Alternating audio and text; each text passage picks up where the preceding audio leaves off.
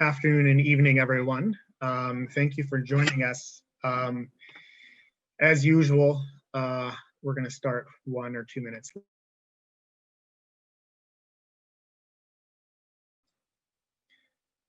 I'm not sure how long I was muted there, but the person who has the power to mute muted me, probably on purpose. But welcome, everyone. We'll get started in just one moment.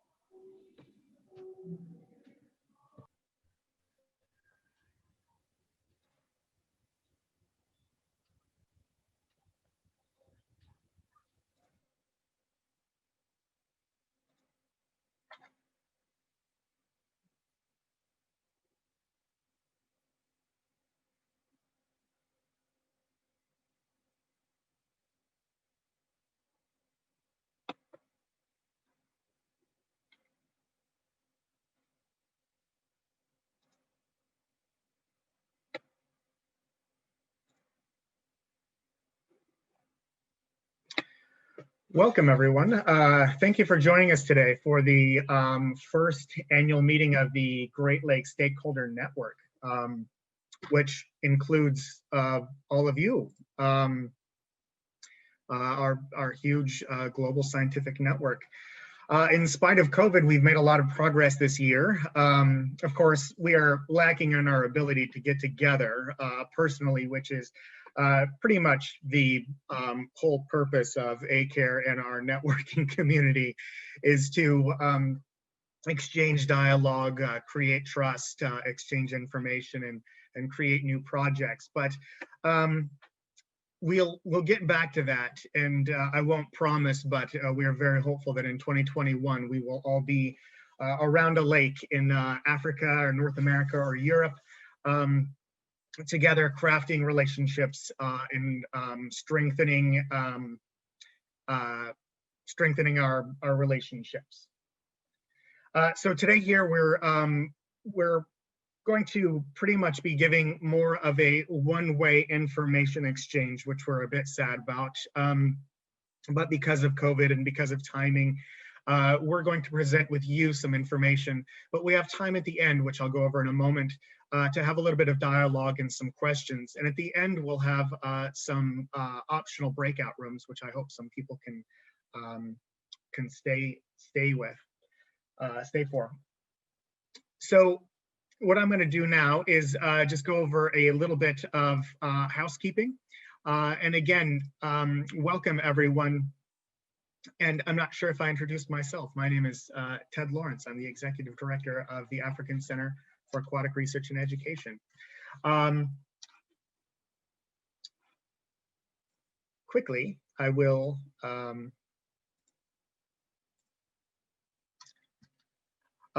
today, you can expect about a 2-hour and 15-minute, now it's 2-hour and 20-minute meeting. We're recording the proceedings just for your information. This will all be posted online afterwards.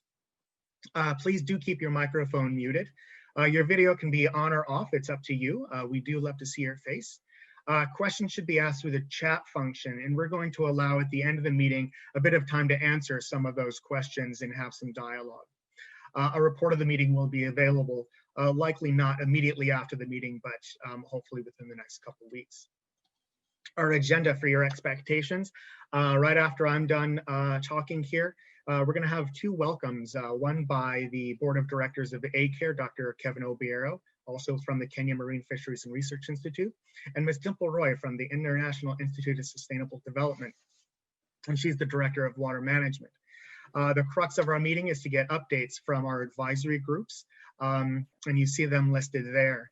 And they'll all be giving a brief background, purpose, and information from those.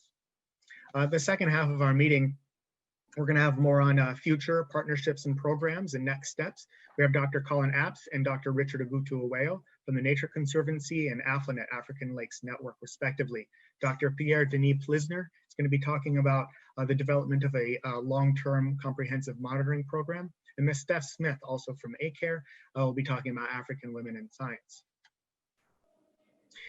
If you can stay at the end, we would like you to stay for breakout sessions at the end of the formal meeting, and you're invited to join one of 5 discussion topics, and we'll give information on how to join those. And they're about 30 to 45 minutes, and it's semi-formal, and we would like to hear from you about ideas, processes, projects, partnerships on how to advance these programs.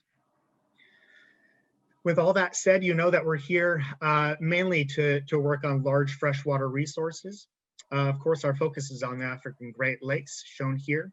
We have members from our 10 African riparian countries all on this call, all here. And of course, I've already seen from our guest list, we have experts from nations all over the world. We're working to have healthy African Great Lakes so we can have healthy resources so that the millions of people who rely on them can support their own visions of livelihood, equity, democracy, and peace. And of course, we hope to do that, and we are doing that through the creation of a highly collaborative system that strengthens science and positively affects policy and management for these lakes. ACARE has crafted advisory groups, and they are all on the call. Almost every member is.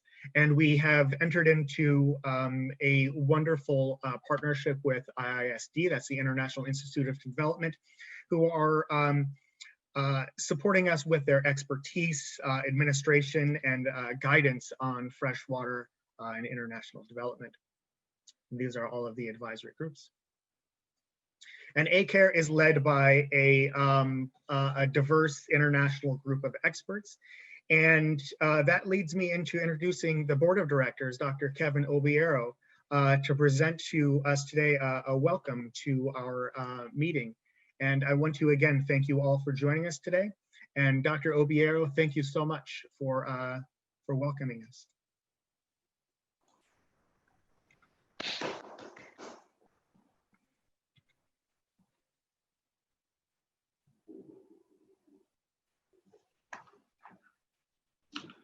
Dr. Kevin, you are muted. Oh, the interesting parts of technology. So thank you so much for the reminder. I want to take this chance to welcome everybody to this first annual meeting of the African Great Lakes. And today we are having a good time, about 2.5 hours, where we are going to discuss some of the interesting findings and also issues we have been doing around the lakes. So as you have been told, my name is Kevin Obiero. I work with Kenya Marine and Fisheries Research Institute based in a place called Sang'oro in Kenya. And as Ted has just said, we are working in the 7 African Great Lakes, and we are cutting across the 10 riparian countries, as you have seen.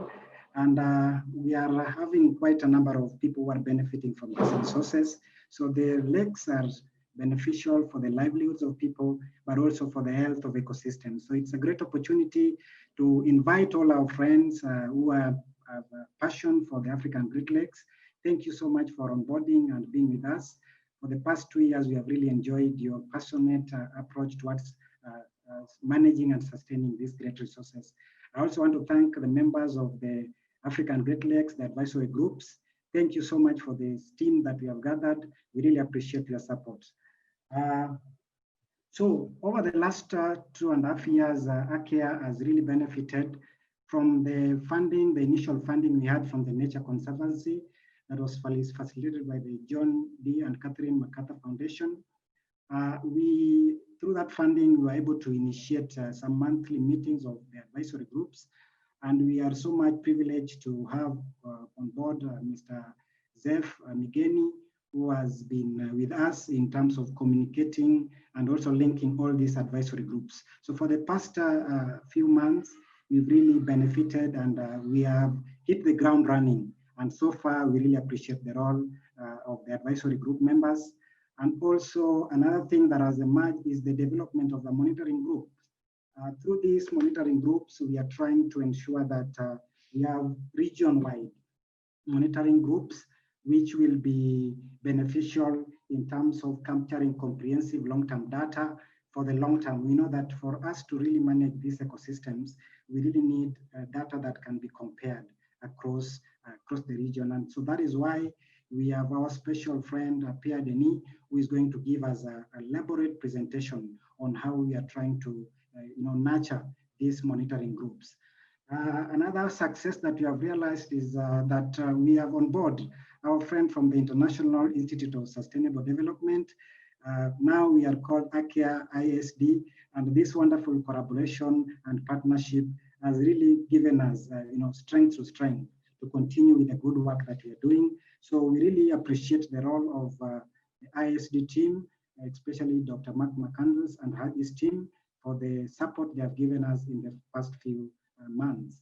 Another great thing that we have done is to continue to work on the African Great Lakes Information Platform.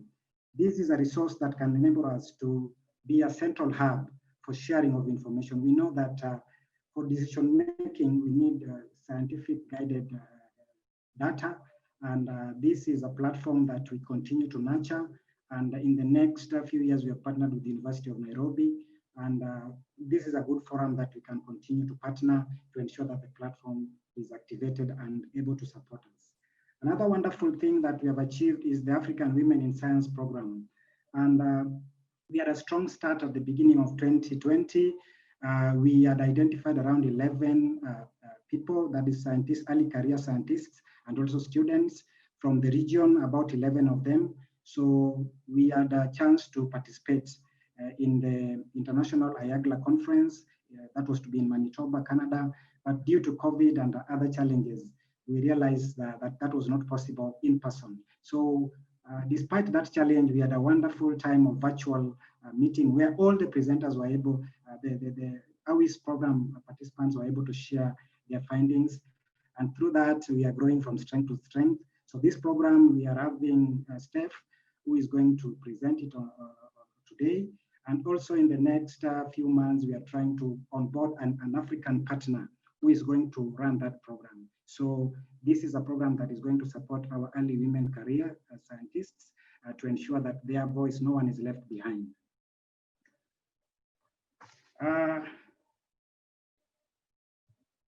Next, I'm trying to ensure that we move next. Ted, the screen is kind of having a challenge to move. This is technology interrupting us again. No problem. Nothing is working? Yes. I think it is muted somewhere. I'm trying to ensure that I escaped, but it is not. It's like it has been locked. Huh. Kevin, can you unshare and then reshare? Okay. Thank you. Let me try again to share again.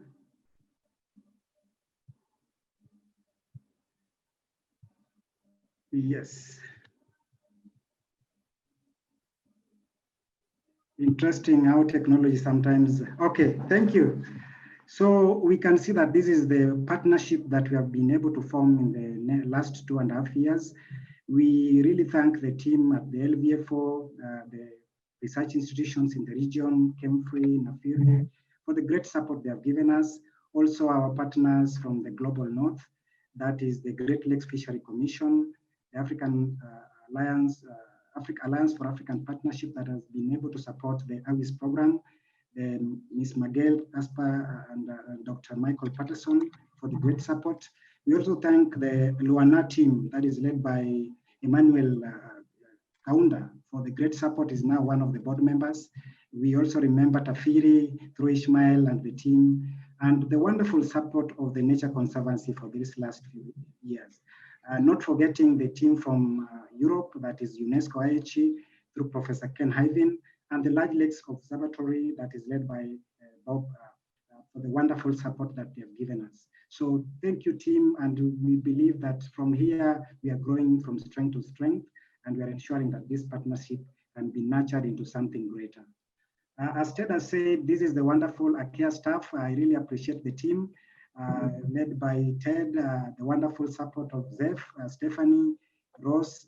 You cannot imagine that part of being they're doing this on voluntary basis, and almost 50% of our staff are volunteers. But despite that, they have been of massive support to this, nurturing this young organization. And right now, we can be able to host this international conference and ensure that we keep up the momentum that has been going on in the region. So thank you so much, big team, for the wonderful support you have given ACARE ISD. Next is that I wonder why it is, there's something called a news. Somebody is trying to also share the screen. So I think that is what is bringing the challenge. But anyway, I can stop sharing again.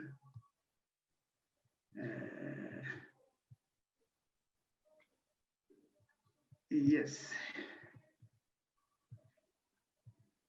Yes, apart from the other details of bringing in the advisory groups and other partners, we are also promoting a long-term process. We know that to ensure that the next generation of freshwater experts have the ability and opportunity to ensure that we tackle some of the challenges in the region. This will require expertise, and we are lucky that we are working with a team from different areas. We are having on board.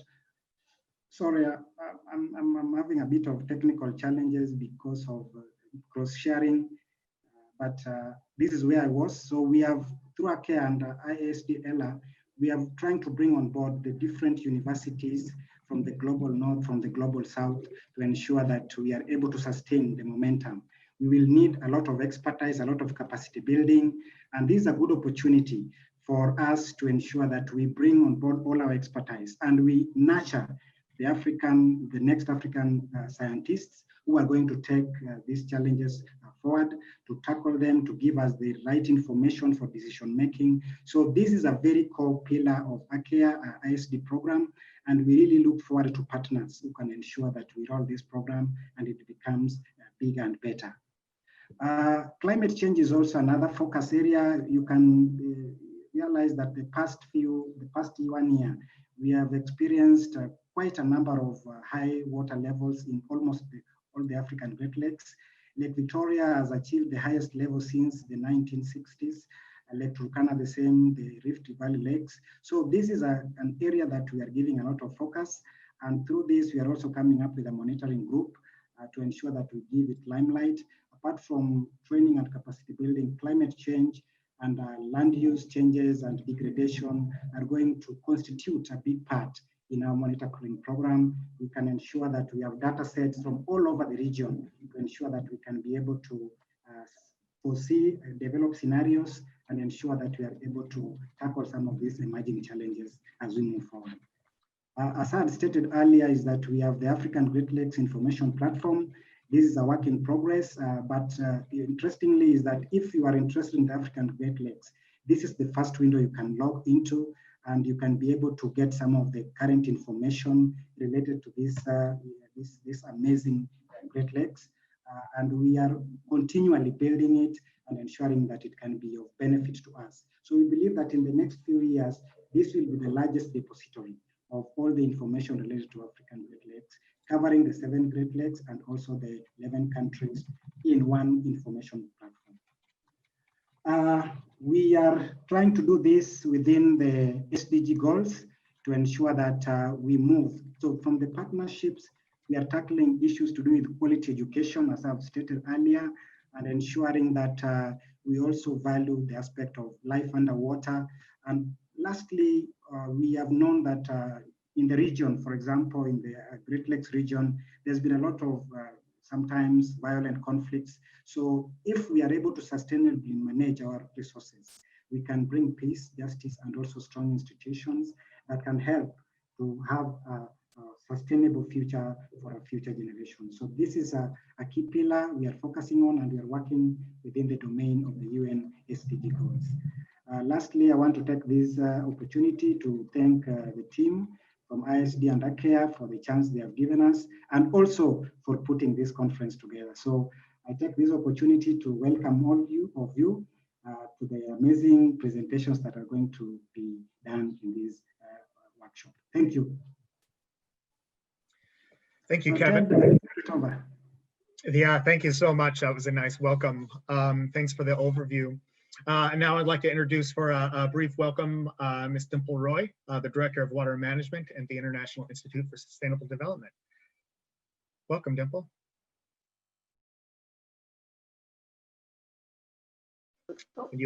And I'm on mute.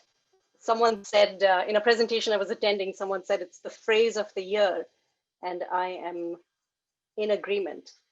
I'm just going to bring up my presentation. Thank you very much for having me here.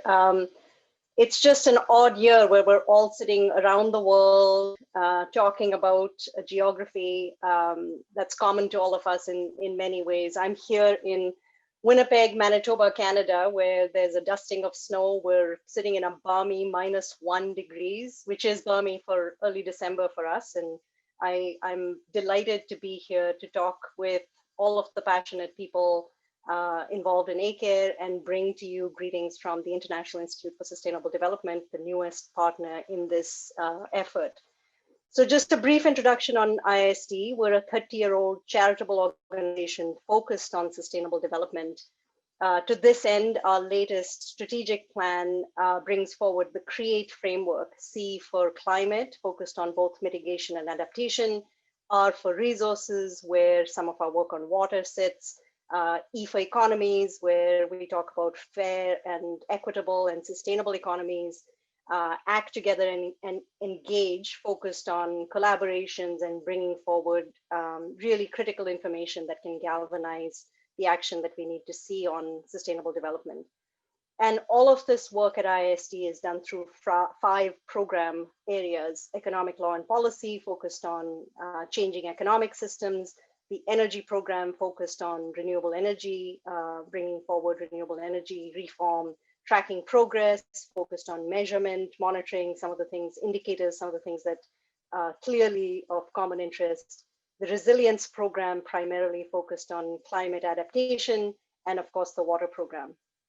And to convert these big, broad program areas into tangible examples, for example, our resilience program hosts the National Adaptation Plan Global Network. We are running a network where we provide assistance to governments and communities to build national adaptation plans.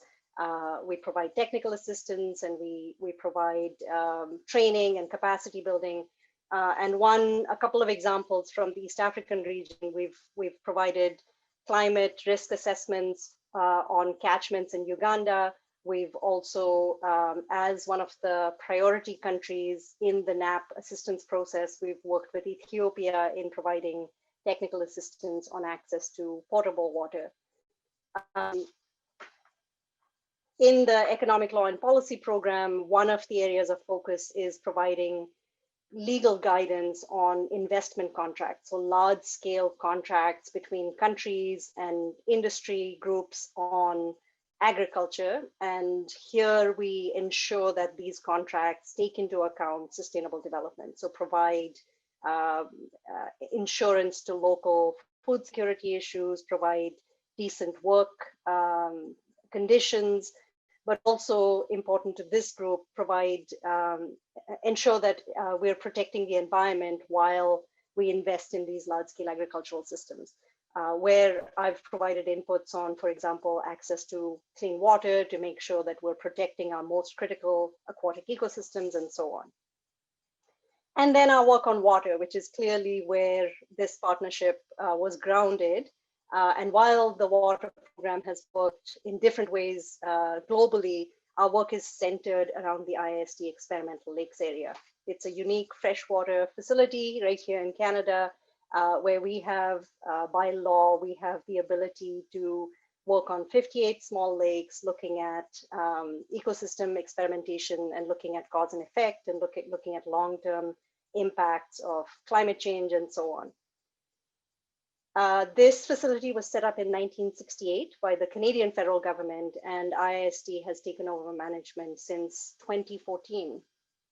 It was originally set up to address a problem that truly is global, eutrophication, questions around eutrophication, and in this iconic experiment, which I suspect all of you will recognize, there was a sea curtain put in an hourglass-shaped lake, and it was dosed with carbon, nitrogen on one side, carbon, nitrogen, and phosphorus. And it was iconic and unequivocal in determining that phosphorus is a critical ingredient to mitigating eutrophication and algal blooms. And of course, the work on controlling phosphorus continues to this day. We in our work continue to look at point and non-point sources of phosphorus, but it really is helpful in ensuring that we target this particular nutrient and make efforts as cost effective in that targeting as possible.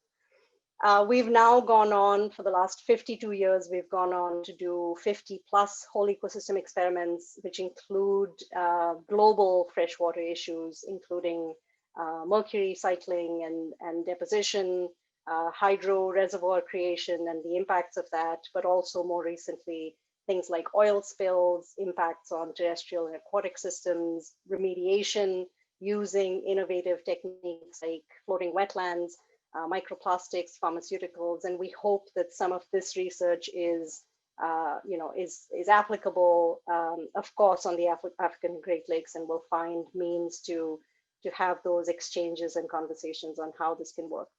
Another interesting component of this work is the data, the unbroken 52 years of data that we've collected, not only relevant to the research being conducted here, but because we have a long-term monitoring program. And so we have one of the most robust data sets available on freshwater globally, and we have information on water chemistry and hydrology and invertebrate populations and so on. And we're able to extract what's happening on our freshwater lakes, even under a changing climate, and what we might be able to use these sorts of big data sets for. How can we use, for example, artificial intelligence to make more sense of these big data sets? So we're grappling with many of the same problems that you are, but we have the ability to do it on a research scale and then extrapolate for bigger real world systems.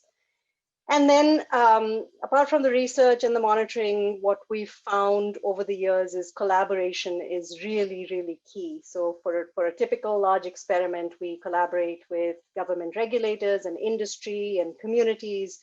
And what we've found is that this collaboration is not just, it doesn't just result in really robust research design, but it really builds the trust and the buy-in that's critical for long-term impact policy, making sure that all of our actions actually have the trust and the buy-in that's required.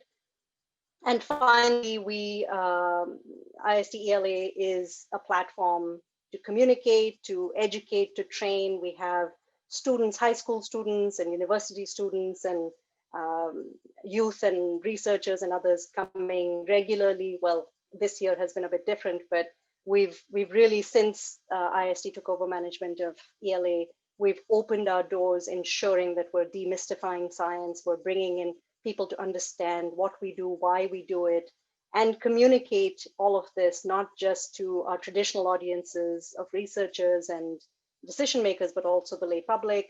I think what we found over the years is that the route to good, impactful policy is not linear, that we have to kind of engage and educate as many people as we can along the way. So we've had some great success in making our way to mainstream media and so on. And I think I'll just end with a comment that, I mean, I've spent most of my time focusing on what IIST does, but I hope that, like me, you can see where the synergies are, that we're over the past few months, I've been very, very impressed with the passion and the engagement of the ACARE group. And we're together, we're very excited that some of the capacity, the expertise, the ability to convene conversations and engage with decision makers, the ability to communicate, looking at freshwater systems, but also at the lands that surround them, the governance systems that are necessary to make change happen. I really do. I'm very optimistic that we'll be working together towards long-term sustainable solutions. Thank you, Ted, and I'm looking forward to the conversations for the rest of the day. Thanks so much, Dimple. Thanks for that nice welcome and overview. I'd like to now welcome our first advisor group speakers to give presentations on their lakes. And we're going to be starting off today with the Lake Kivu Advisory Group with Professor Fabrice Mavunja. He's at the Department of Environmental Sciences at Catholic University in Bukavu, DR Congo. And so Fabrice, I don't know, are you sharing your screen or am I sharing it for you? I'm sharing. Wonderful. And recall that I have already thrown us off our schedule. That's normal. So if you can keep your presentation to a firm 10 minutes, that would be wonderful. Thank you so much and welcome.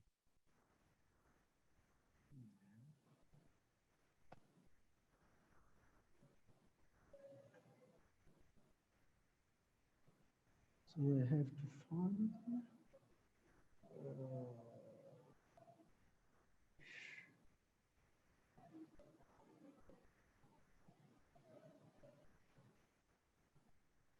If you need, I can fill the silence by talking about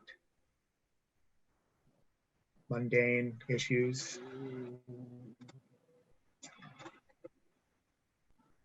or trivia on lakes. I don't have any off the top of my head. Are you ready? Can you get it? We don't see it yet. Not yet. Nope. If your presentation is open, and then press share screen at the bottom.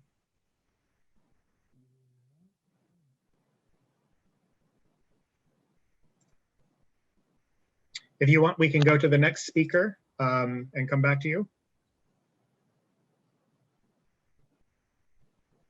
Here we go.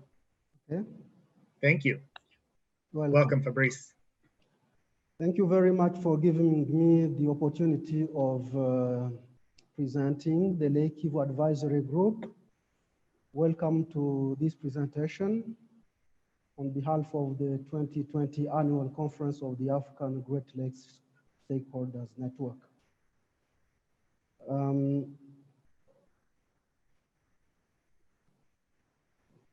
Why do we need an advisory group for Lake Kivu?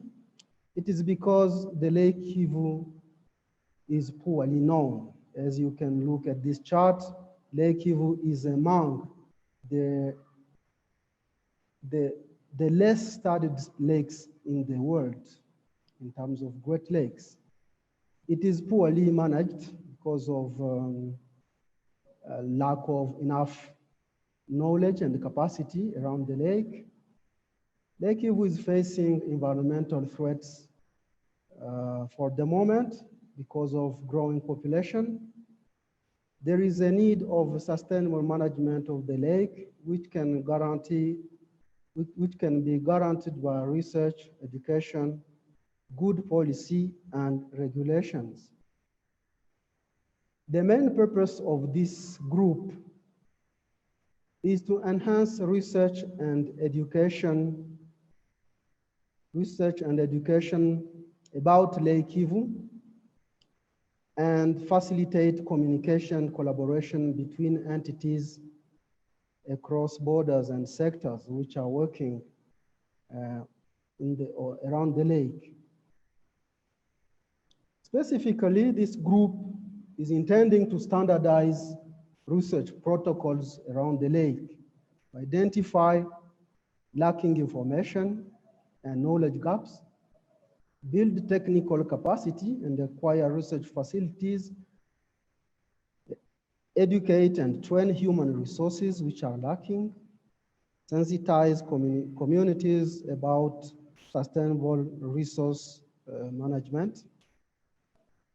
We intend to act as a frame to promote research and education by conceiving proposals, fundraising, and other stuff which would help to manage sustainably this lake. We also want to be able to share data on a common platform and dissemination so that everybody in the two countries, but also in the world, would know about what is going on Lake Kivu. We want also to make recommendations for policy making for both countries to enhance research mobility and share experience between other lakes in the world, facilitate knowledge and transfer new technology to the riparian communities, understand and get inspiration from valuable traditional knowledge of the local communities. Looking at the membership, we are intending to recruit members from research centers and institutions of higher education dealing with fisheries and aquatic sciences worldwide. Would be everyone who is interested by this lake. Members should be nominated by governmental agencies dealing with environmental questions, water, sanitation, fisheries, and lacustrine transport in Congo and Rwanda. Fishermen cooperatives, civil society members are also welcome. Members can be nominated by methane extraction companies and marine forces working both in Rwanda and Congo. The leadership of this group is made of a coordinator, which is myself, a deputy coordinator of research, which is Professor Isumbisho, deputy coordinator of administration and finance, which is the colleague Nahayo Deo from Rwanda. We need a communication and external relations officer, a secretary, and a deputy secretary to assist the committee. What has been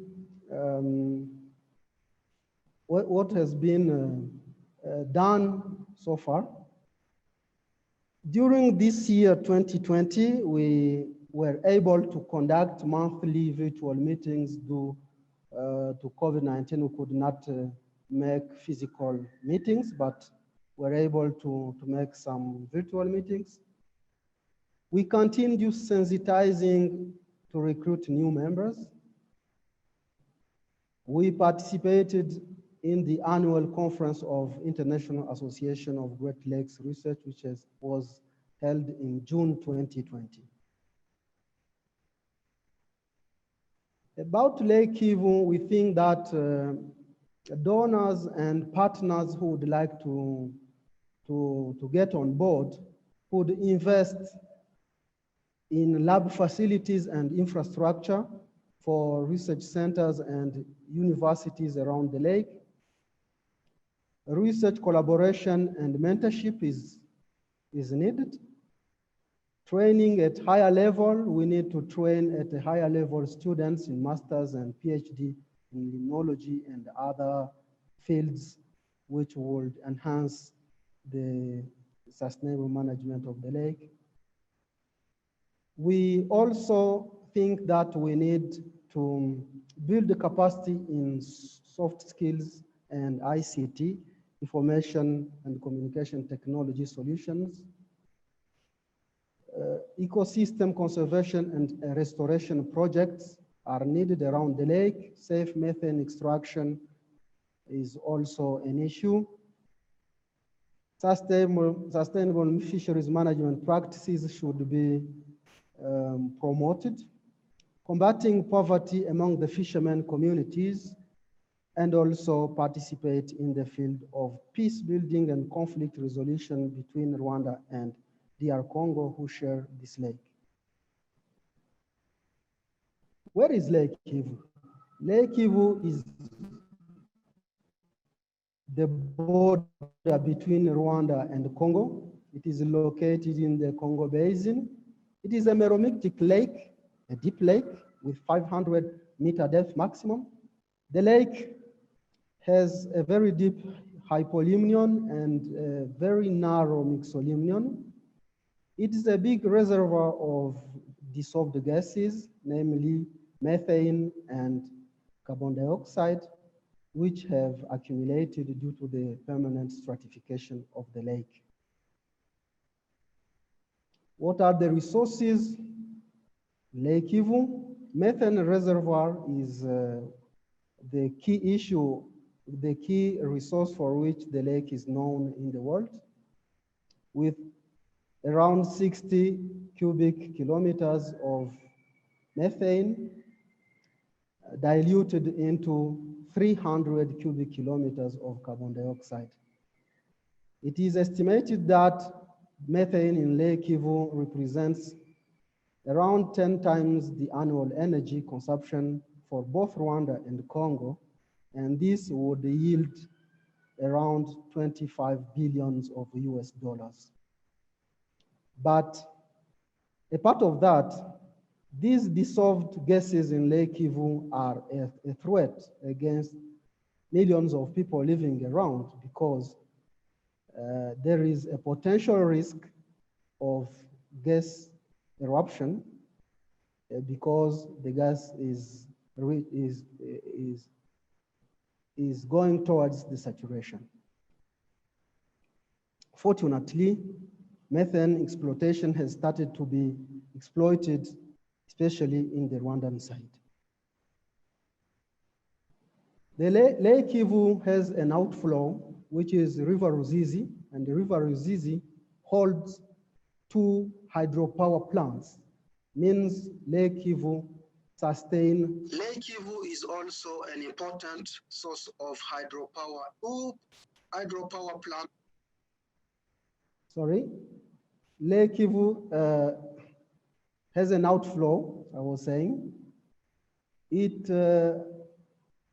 holds 2 hydropower plants, Ruzizi 1 with 28 megawatt and Ruzizi 2 with 44 megawatt, and both hydropower plants supply energy for both Rwanda, Congo, and Burundi.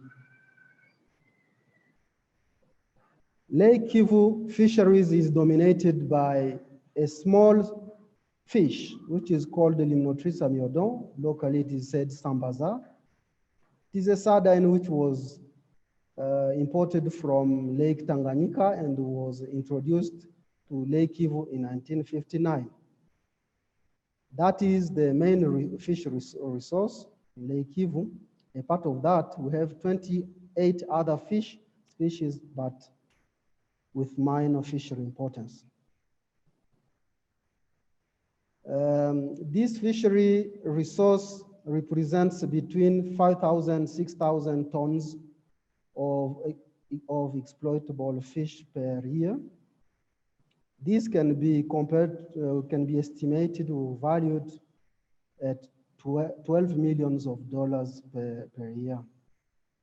In the lake, the fish represents a mean density between 15 and 40 kilograms per hectare. Another potential economic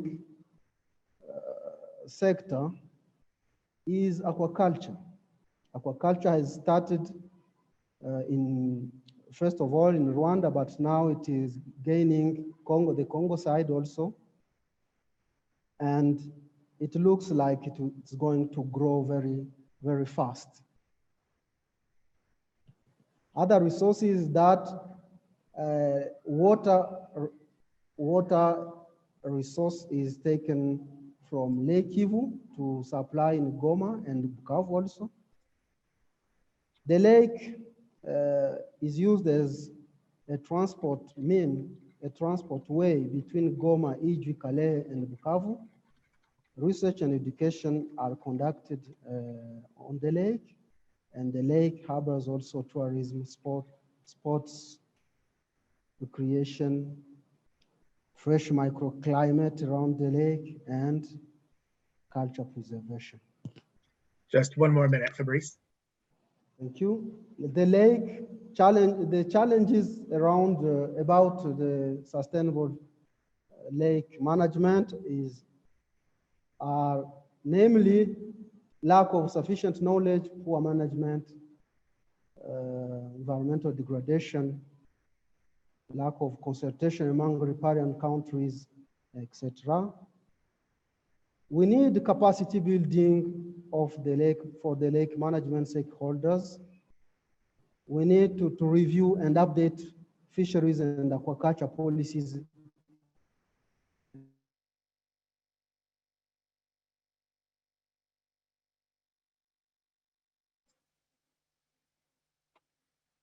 Oh, did we lose Fabrice?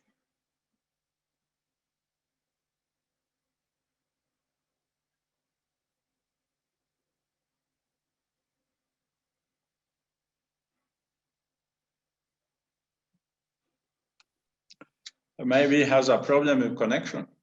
I think so. Yes, so we have lost one of our presenters in mid-sentence near the end of his talk. That is very unfortunate. Although his screen is still being shared, I can see everyone can see that. Yep. I would like to thank Fabrice for his presentation, and we'll have to get the conclusion at the end here. We will have we'll have Fabrice record that, and we'll post the rest of his presentation online.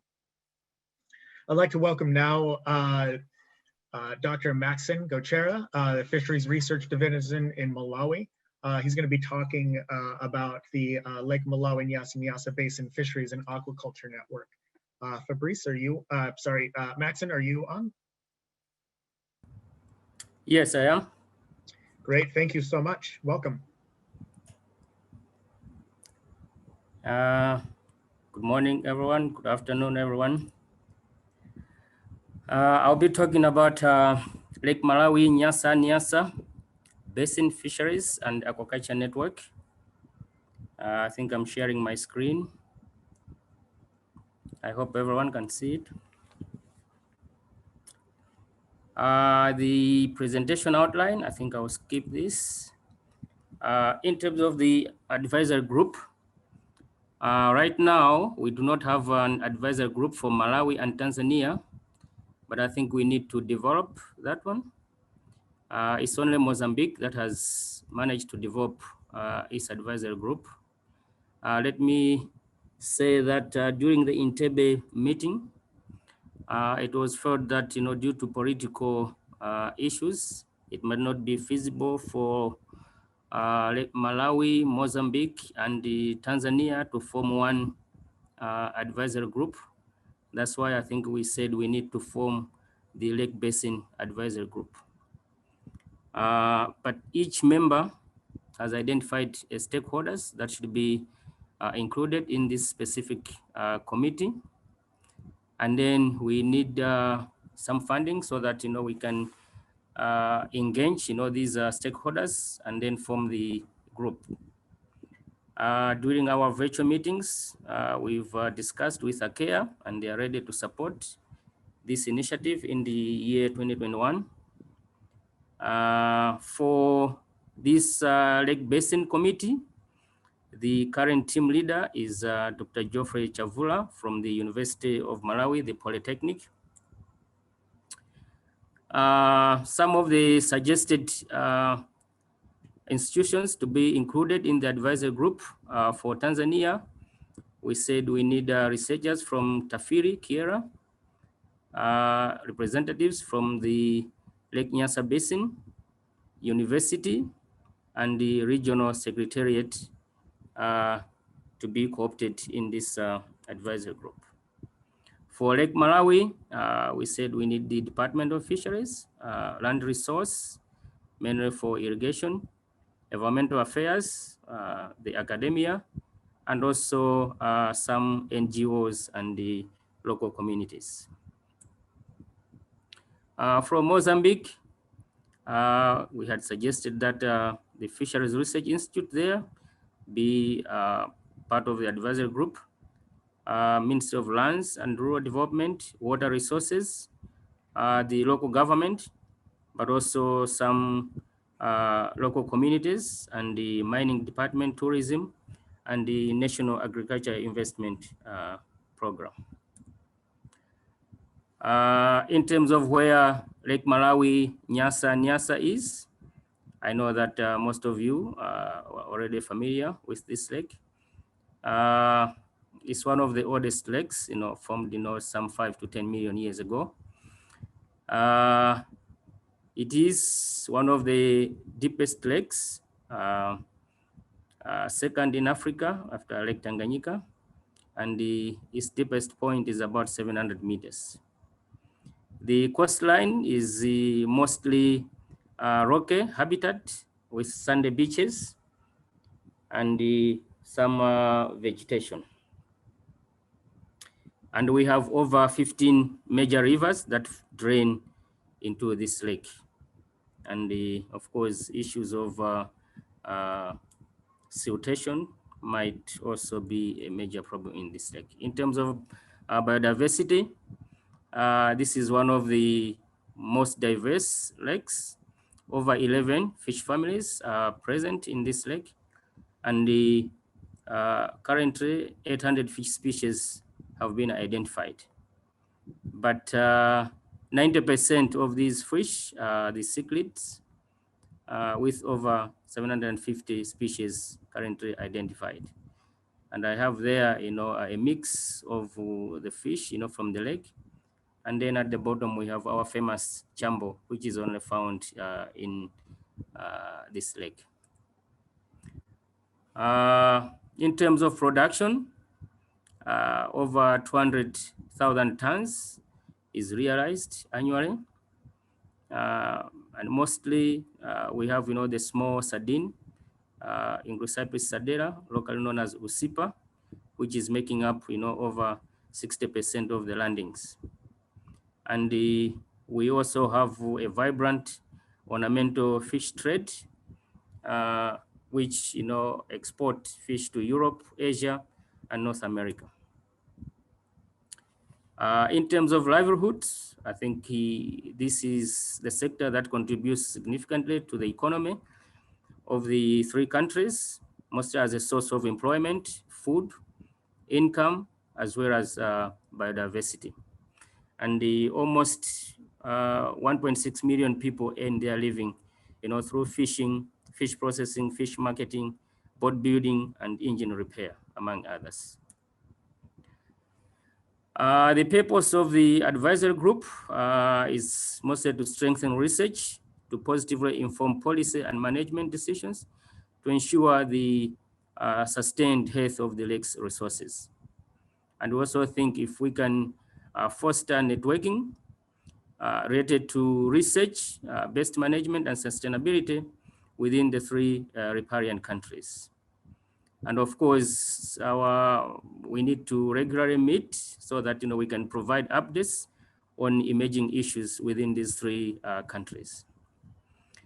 We also think that if we can provide inputs and make decisions for the organization without interference from external forces. So as researchers, I think we see no problem in forming a single grouping, but perhaps the politicians might deter us from doing this. And finally, we are saying, I think as a team, we can work together to source funds through proposals and conducting research that is harmonized also with the protocols, for all the 3 riparian countries. Some of the highlights, for the 2020, the National Advisory Group was created in Mozambique, and so far 13 institutions, including NGOs and public institutions, have adhered to this grouping. In Malawi, we have identified stakeholders to be part of the National Advisory Group, and so far 23 names of individuals have been provided from government institutions, academia, private sector, and NGOs. And we are waiting for a meeting which should be arranged next year, early next year. Some of the issues that we have achieved in this year in terms of research, we are happy that with support from UNDP under the M-Climes project, we've been able to install 2 lake buoys in Malawi, one in the southern region here in Monkebe, where I am, and then the other one in the north in Katabe. But I think there is a big gap. We might need support, to have extra buoys, so that we can monitor, the weather conditions in Lake Malawi. We've also been able to conduct a fish biomass and the water quality assessment survey, which we just finished early this month. And we are pleased that almost 130 stations, running across the side of Malawi were sampled, and almost 153 fish species were identified,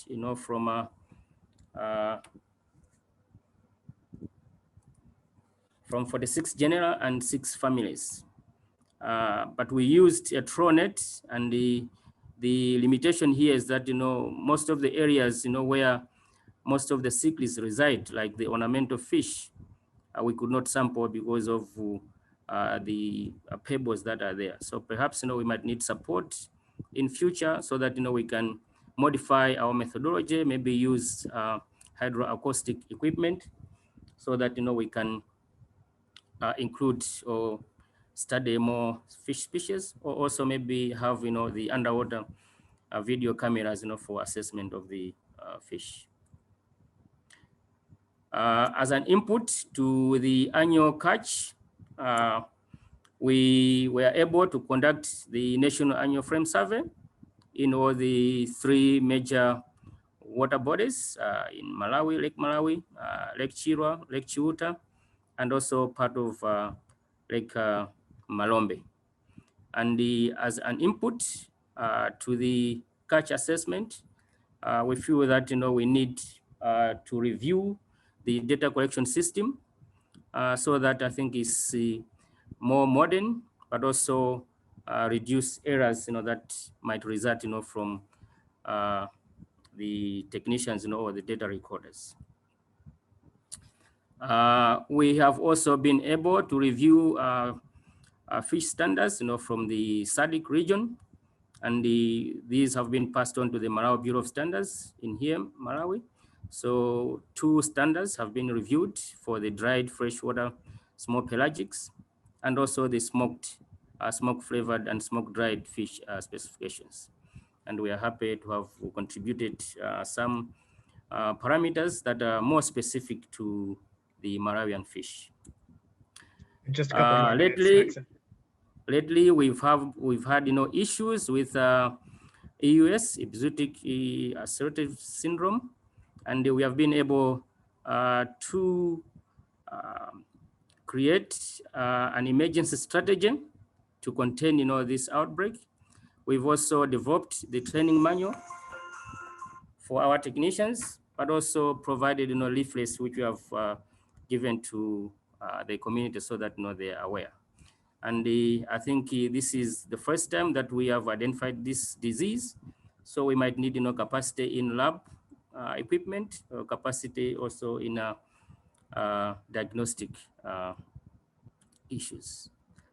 I must say that, for the first time here in Malawi, we've introduced the closed season for the large-scale commercial operators, and I think we are pleased, to close, the lake for almost 3 months, starting from December to February. In terms of priority research areas, we think, if we can continue to study on stocks biodiversity, stock biomass, aquaculture, and also cage culture, water quality, socioeconomics, fisheries management and policy, but also look at some of the endangered fish species or species that are almost extinct, and then fish disease and any other emerging issues. The roadmap, I think we want to set up the advisory group in Malawi and Tanzania in 2021, but also institute a national secretariat in Mozambique for financial support, but also compile and update all the existing information related to research so that we can share within the region. And then hold 2 meetings with the advisory group for Lake Malawi, Nyasa. In terms of resource, I think some of the challenges in Malawi or in the lake are overfishing, mostly due to illegal use of gears, but also siltation. As you can see, this is a plume from one of the rivers, getting into the lake, but also issues of drought. One of our lakes, Lake Chirwa, completely dried up in last year. And so these are some of the issues of, to study, especially in climate change. Otherwise, I thank you and thank you for listening. Thank you, Max, and that was great. Looks like we have much more work to do, I guess, just like on all of our lakes. Next is the Lake Tanganyika Science Advisory Group lead, Dr. Ishmael Kamiri, who's the Director General of the Tanzanian Fisheries Research Institute out of Tanzania. Welcome, Ishmael. The floor is yours.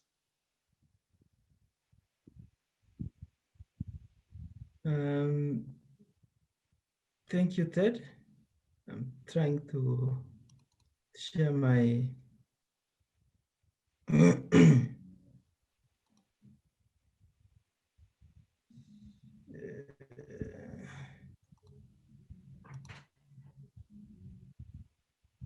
I definitely need more jokes for these awkward silences.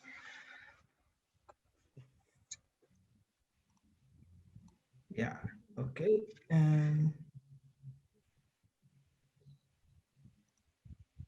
you getting it? All right. Welcome.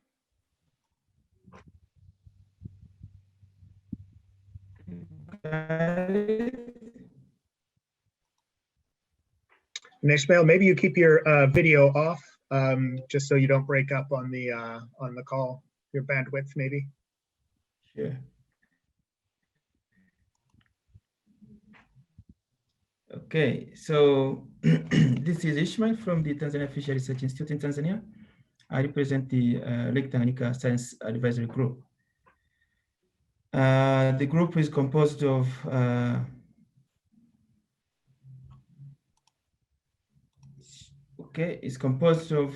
people from Burundi, DR Congo, Dr. Nshombo, Prof. Masilia Deo Mishagarusa, and also from Zambia, because Lake Tanganyika is shared by 4 riparian countries. Therefore, the composition of the group actually borrows from all the countries. And currently, I am the lead for the group, and Dr. Lloyd Hambia from Zambia is the co-lead. Lake Tanganyika is one of the amazing lakes. It's the second deepest, with about 1,500 kilometers of 1,500 meters of depth. I think it's among the most vulnerable lakes in the world. In Africa, for example, you see the flashing time for the lake is about 7,000 years. It's a very highly diverse lake with over 1,500 species of organisms and 70% of endemism.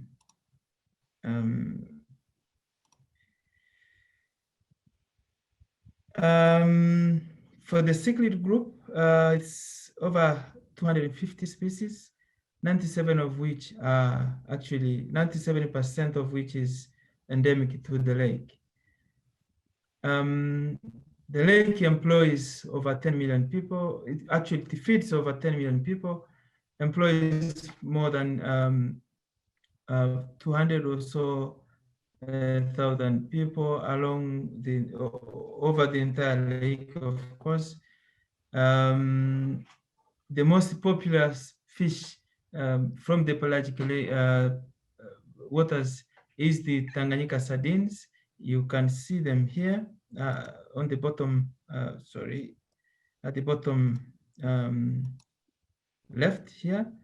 And it supports from the women groups who put up small portions of the sardines to the fishers who fish at night.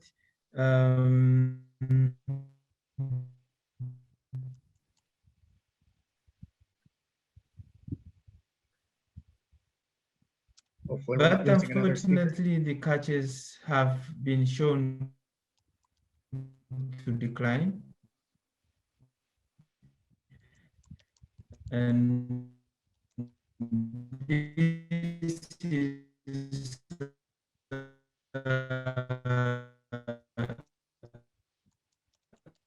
actually new data. No, you can hear it. Okay, so but the fisheries are declining, and we think we need to do stock assessment as part of the management options. The missions for Lake Tanganyika Science Advisory Group is to ensure sustainability of the Lake Tanganyika renewable natural resources and ecosystem services through collaboration in research, data synthesis and dissemination, education and outreach. And all this is to support mainly the Tanganyika Convention, the Lake Tanganyika Convention, through the implementation of their Lake Tanganyika Strategic Action plan. What have we done in 2020? We have conducted a survey to identify and prioritize issues for the lake, conducted monthly virtual meetings, thanks to Zek and Ted and Stephanie for your support. We have also started to drafting a review article where issues and research areas and gaps will be discussed and possible interventions going to be suggested. We will be making this particular item important till next year. We have also identified stakeholders and have had quite an engaging discussion with the LTA, discussing how they are positioned in our group. We have identified several research items, research areas. You can follow this on the link below here where all the issues are listed. But for the moment, please allow me to show you that Lake Tanganyika has issues with land use or that have affect actually habitat destruction, fish habitat. The other issue that will need to be tackled is the fishery health. Unfortunately, the data we have is from the 1990s. on the stocks, we will need to upgrade the data, at least to be sure that whatever investment in the fishery is done tallies or aligns with what resources are available. We mentioned also here the pollution. Pollution is quite wide here. We have sedimentation, we have issues with um, sewage from urbanizing cities along the lake. And I must say here that we currently have a biosphere and man and biosphere reserve that has been gazetted recently, and I hope that this is going to feed into managing the catchment and the lake. We would like to see that issues of biodiversity decline are addressed. For example, a couple of years, I think 2 years ago or so, we had a workshop on identifying the key biodiversity areas. And since Lake Tanganyika is quite biodiverse and has areas that can be protected, we think identifying key biodiversity areas can help to deal with the biodiversity decline. And climate change, although here is number 5, but it should be on top of everything here, because it affects almost everything you are seeing on this list. And we would like to invest a lot in doing this. So what's ahead of us beyond 2021 and beyond?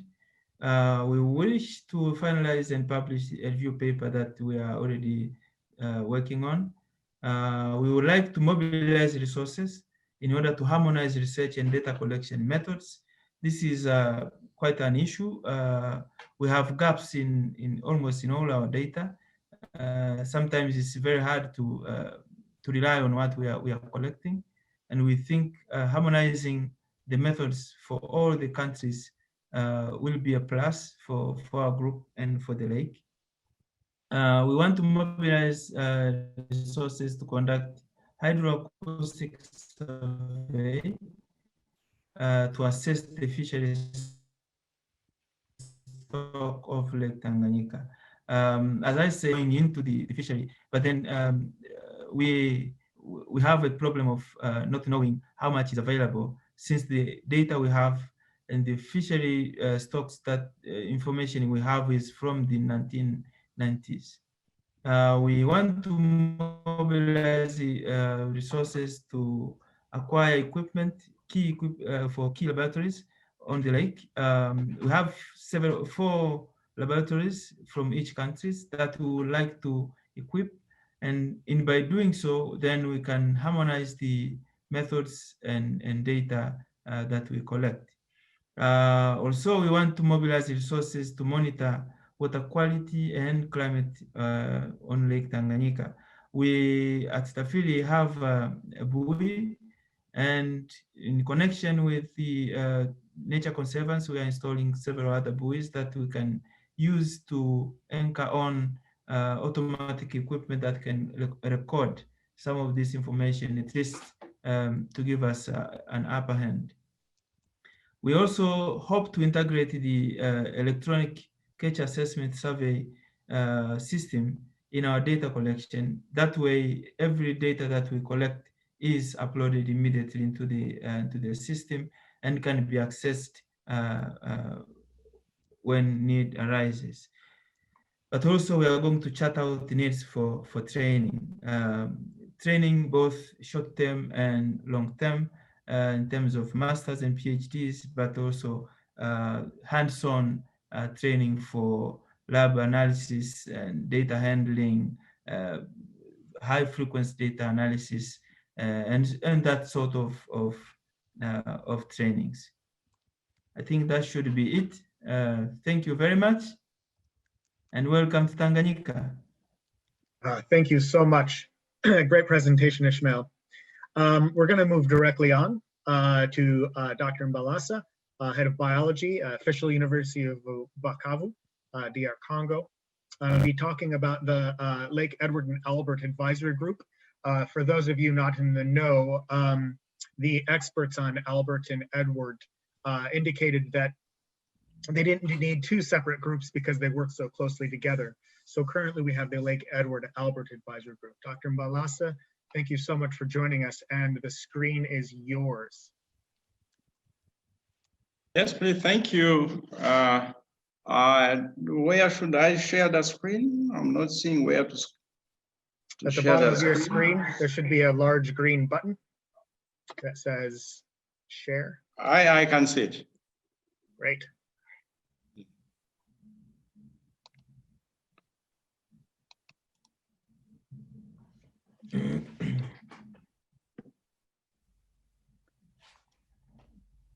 Yes, is everyone seeing the screen?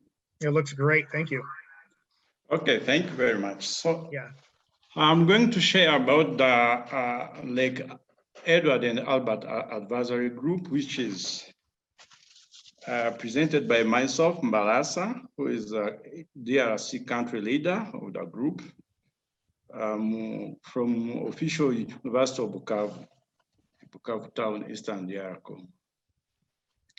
I'm going to spare you with the presentation outline. So we are going to start by the background. Yeah, I would say that there was a need to address the biggest challenges facing these lakes. And that one, we should develop a network of stakeholders and process collaboration in order to guide future research. That's why Lake Edward Albert Advisory Group was created during the ACARE workshop in November 2019 in Entebbe, Uganda. The advisory group is formed by members from the two neighboring countries, Uganda and Congo. Is organized by group leader, which is a position which is alternative. Currently is headed by Madam Joyce Nyeko. And in both countries, we have country leaders. Congo leaders, myself, Mbalasa, and the Uganda leader is headed by Mr. Herbert Nachiende from Nafiri. And each countries, we have members supporting the group. In Congo, we have Mr. Oscar Wembo from Official University of Rwenzori. We have Mr. Matungulu Joseph from the Ministry of Fisheries and Husbandry of Congo. We have Professor Chantal Shalkoma, who comes from the Congo Wildlife Authority, who called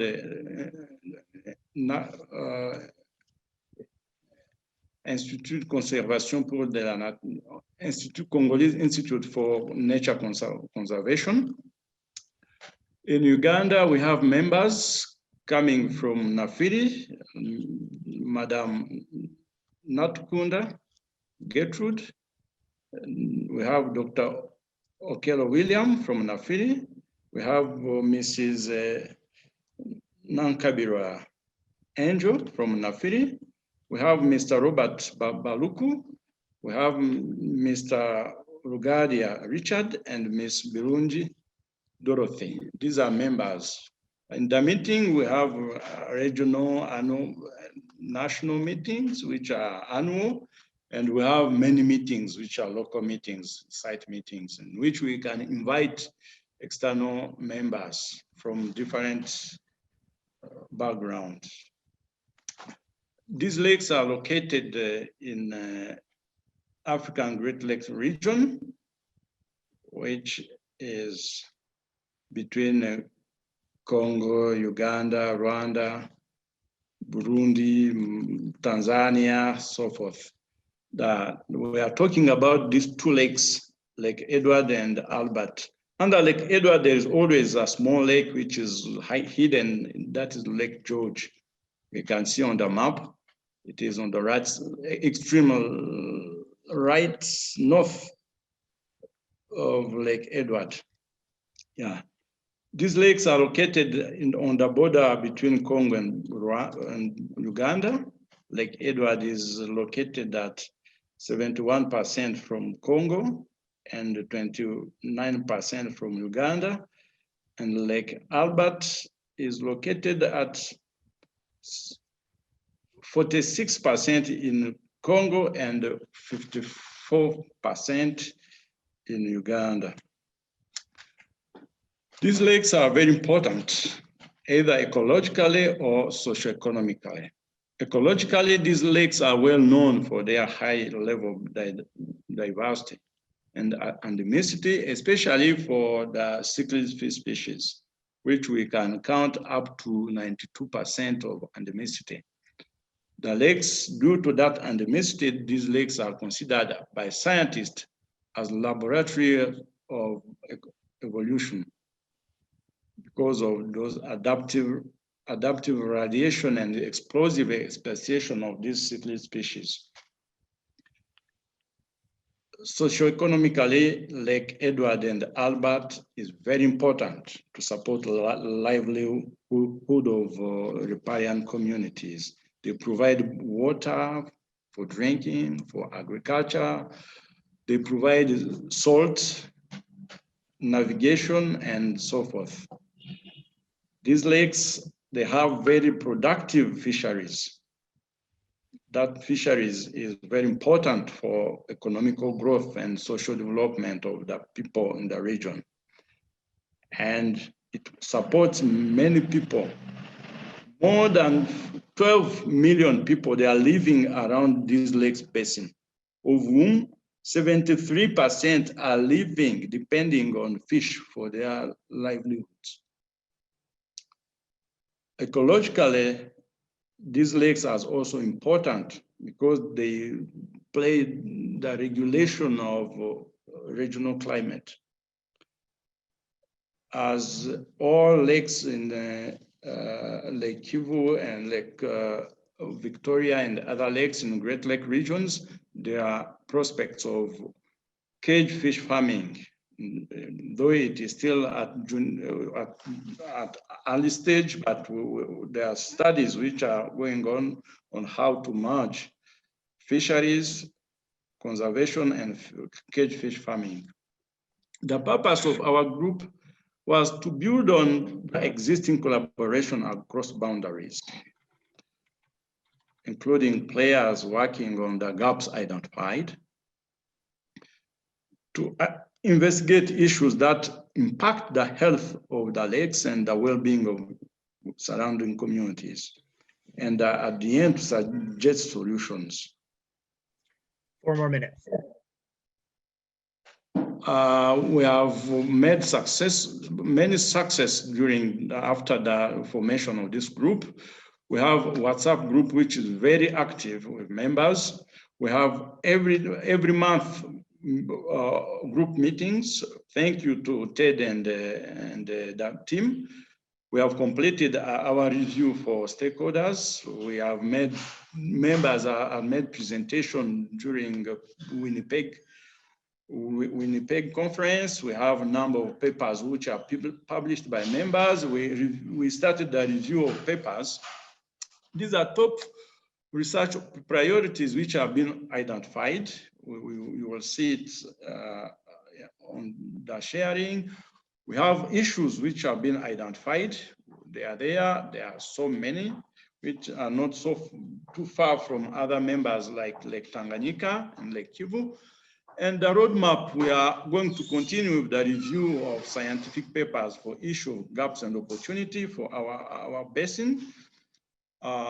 We are also to continue our engagement in critical issues for fisheries and research development. And the best resource investment for the group, we are needing financial and human resource support so that we can work on research fisheries with human capacities and fish stock monitoring.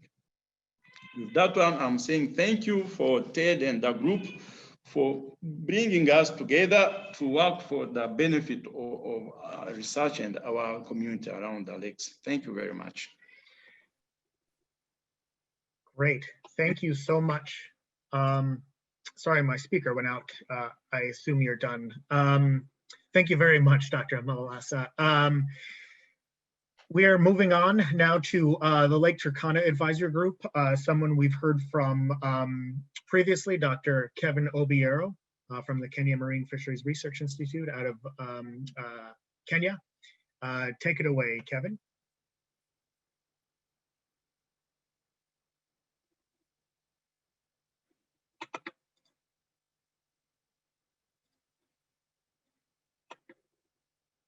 I'm not sure if you're still muted or if I can't hear.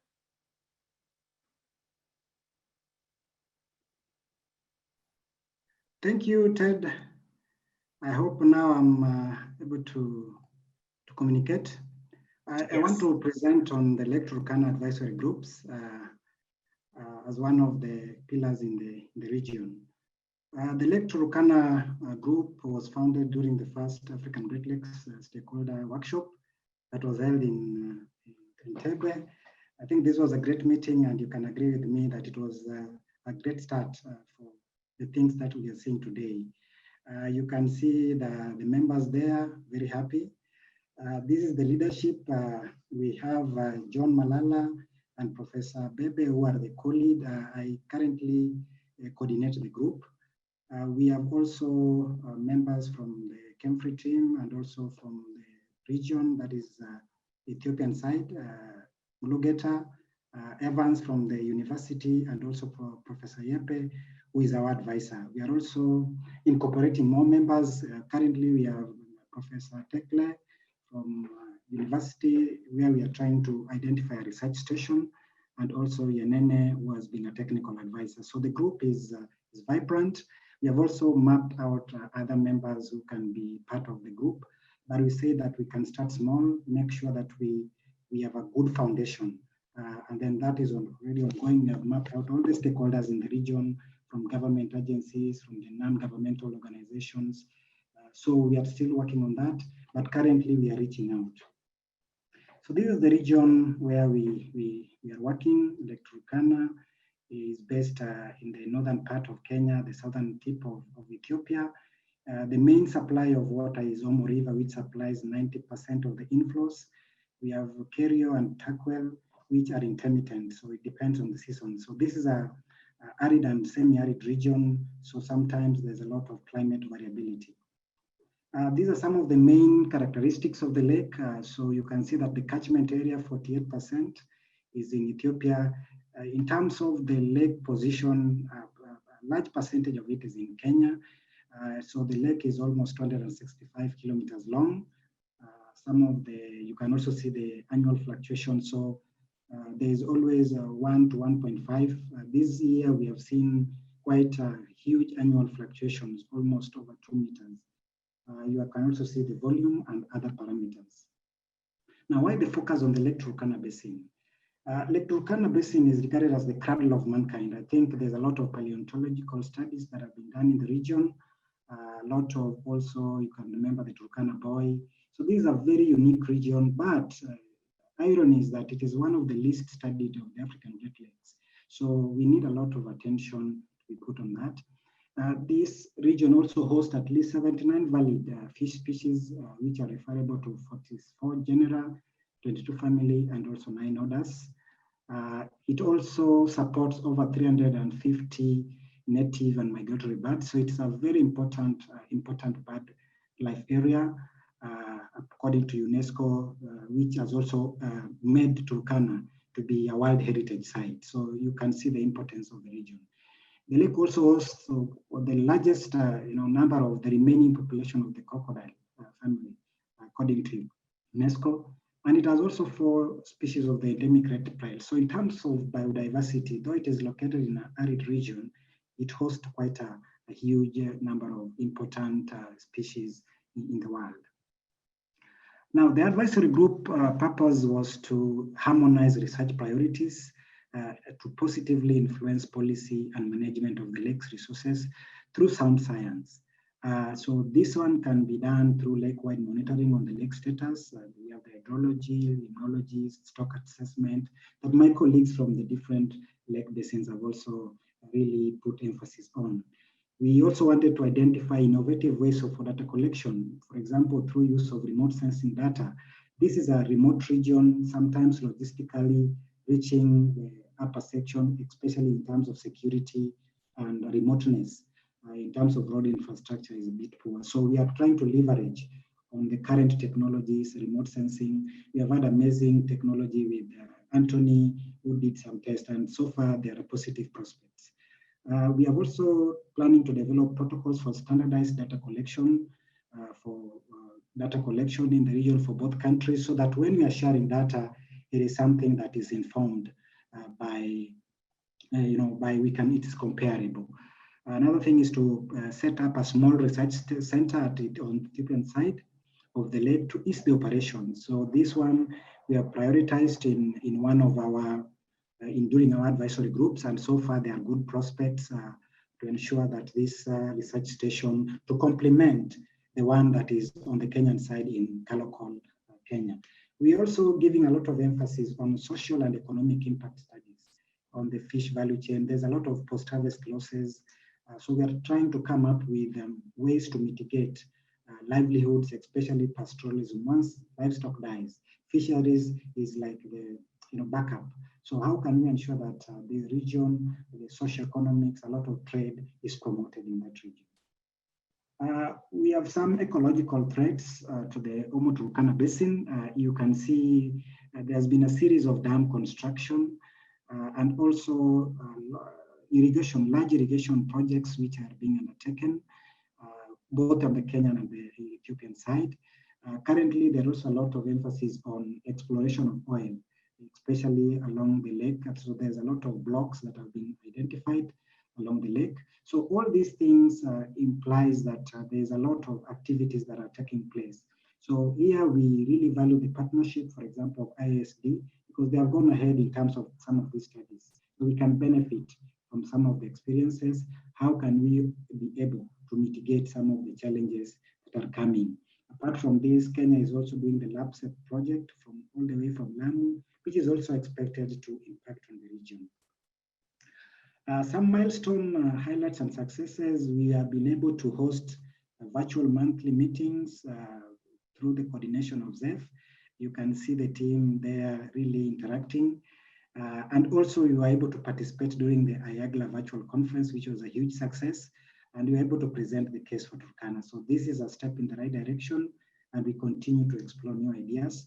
We have mapped out potential collaborators, funders, and supporters, and we have been able to reach out to some of them with our concept notes through, for example, like the research station. In partnership with the Large Lakes Observatory, we are having interesting discussions with Bob Stern and the team.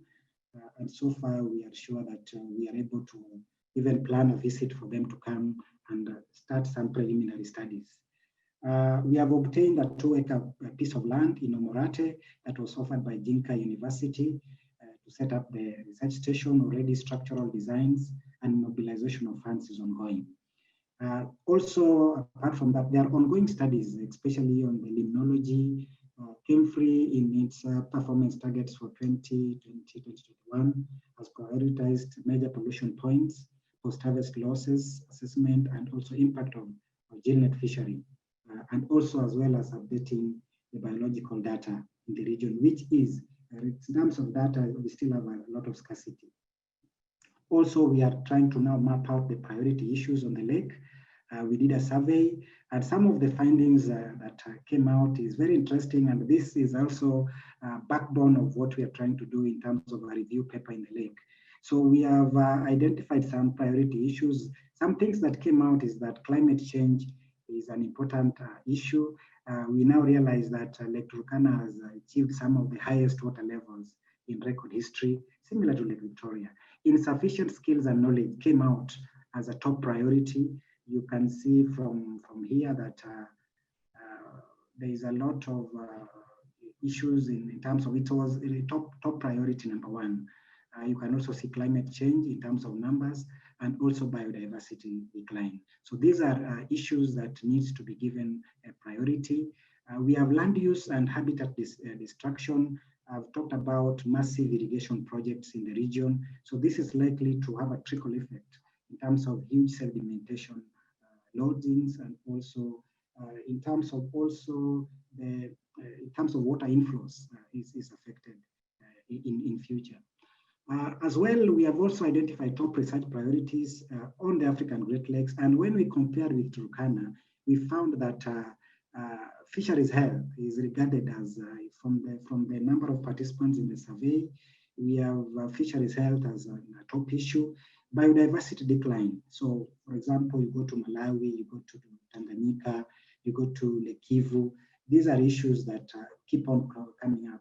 So biodiversity decline here, land use and habitat destruction, those are the top 3 issues that are serious in the entire African Great Lakes. But this also opens up a point for discussion and further enriching of these data points.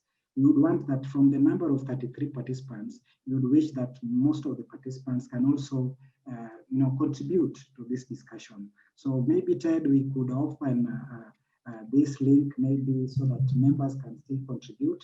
And this is a discussion point to ensure that once we are able to map the top priority issues, what are the mitigation measures? What are the issues that we need to prioritize in terms of solutions? And the advisory groups give us a platform to ensure that we bring all our heads together, put our ideas, both the innovative cutting technologies, state of the art, both from the global north and also the expertise of the global south. So when we put these ideas on the table, we are able to have more impact in terms of research outputs and also impact on the livelihoods of the beneficiaries. And recommended solutions to address some of these issues is collaboration, to ensure that we have quarterly data collection. I think here we are having Pierre Denis, who is coming up with a monitoring program to support and buttress some of these ideas. We can serve as a good example of future climate scenarios because of the Turkana is having the most extreme environmental challenges in history.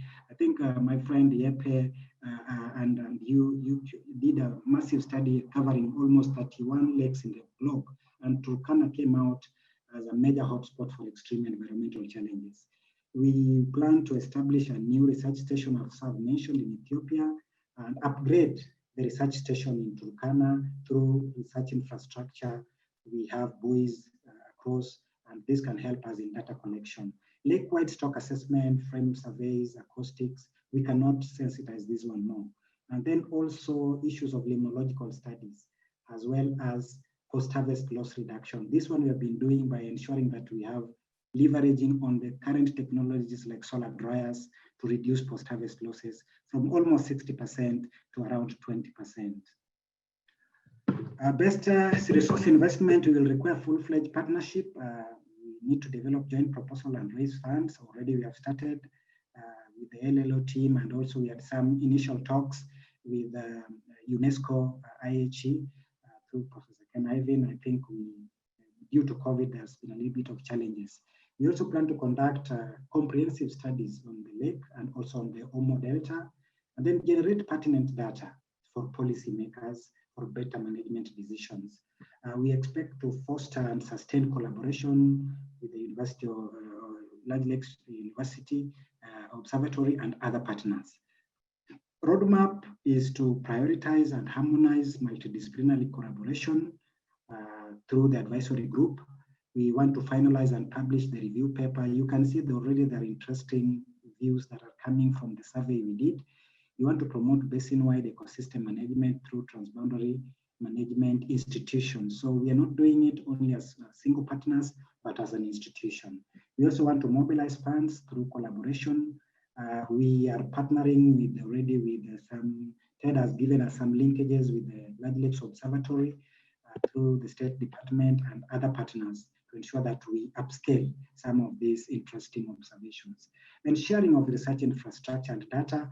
If someone wants to come to work in Turkana, we are open, we are able to give you the infrastructure, the boats, some of the preliminary infrastructure that we have. But we believe that through this partnership, we can be able to organize for other important and crucial data collection tools and also expertise. And then regional and interregional collaboration. and cooperation. We realize that Turkana, similar to Kivu and all these other lakes, we are almost sharing similar issues. So we still have that regional approach, though we are located in the Turkana Basin. So thank you so much for your time and also for giving me this opportunity. Ted, take it over. Kevin, thank you so much. Great presentation, as always. Our next speaker is speaking on Lake Victoria for the Lake Victoria Advisory Group. It's Dr. Anthony Tabu Munyaho. He's the Deputy Executive Secretary at the Lake Victoria Fisheries Organization. And I give him the floor for the screen. Yeah, thank you very much, Teddy. Let me begin by first of all sharing my presentation. Good luck.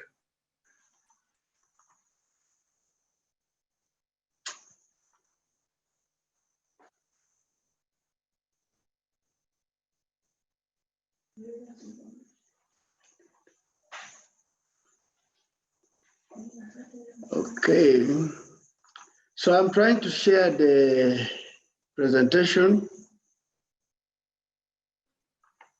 So far it's shared, you just have to make it bigger now. There you go. Oh, you're sharing the presentation mode.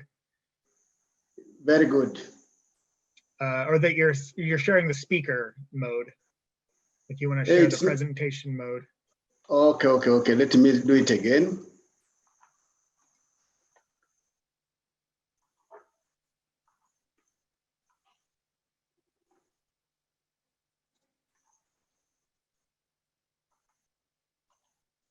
If you can share the presentation and not the presenter mode. And if that doesn't work, just proceed. No, I know it will work.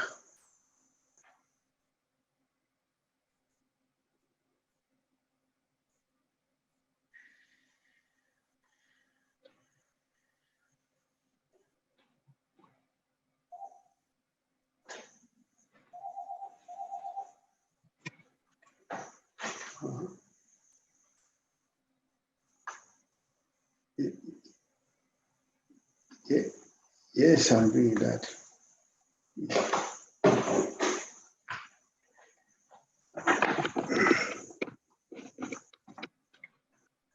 I think that other presentation mode was okay, Tabu. Let me do it and see. Okay. Okay. So.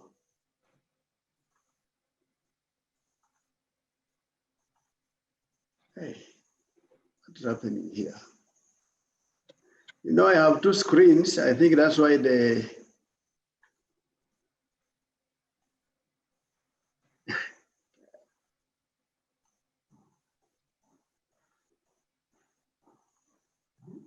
come and do it. Just press that. No, Yes, that one. This one up here. Yes, that no, one. I'm done. Yes, that's it. No, it's going to go in a different one. So what do we see? We see the presenter mode, but I think you're okay. You can just present it this way. In the interest of time, I think. You can reduce the note. No, okay. Let me do it again.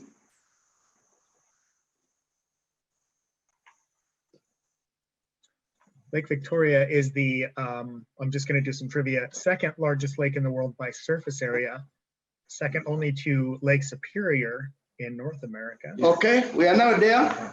Wonderful. Okay, thank you very much.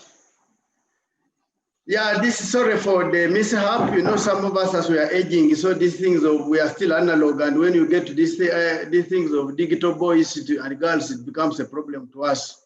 But you will forgive me for that. I'm now there. So I am presenting on behalf of a team that is composed, as you will see the team coming, and you can see that Lake Victoria, as you see the three flags are the three countries, which I'll talk about in a moment. So we all know the background of all this. It is all the efforts coming from the Nature Conservancy supporting Africa, ACARE, to come up with a workshop that we had in Entebbe, and the workshop resolved to come up with the lake-specific advisory committees. And for Lake Victoria, as one of the big lakes in Africa, and among the African Great Lakes, it got the opportunity to form an advisory committee, and the committee was constituted from key stakeholders who come from main academic institutions in the region, fisheries competent authorities, research institutions, regional and lake management bodies like Lake Victoria Fisheries Organization, the LVBC, and the other stakeholders. So the Lake Victoria Advisory Committee group has a structure, and we decided to have a structure as it is displayed there, with myself as the convener, and originally we had Dr. Lily Kisaka as the co-convener, but I'm told we got information. I think the institution is now bringing Engineer Simon, and Engineer, you're welcome. I've seen you present.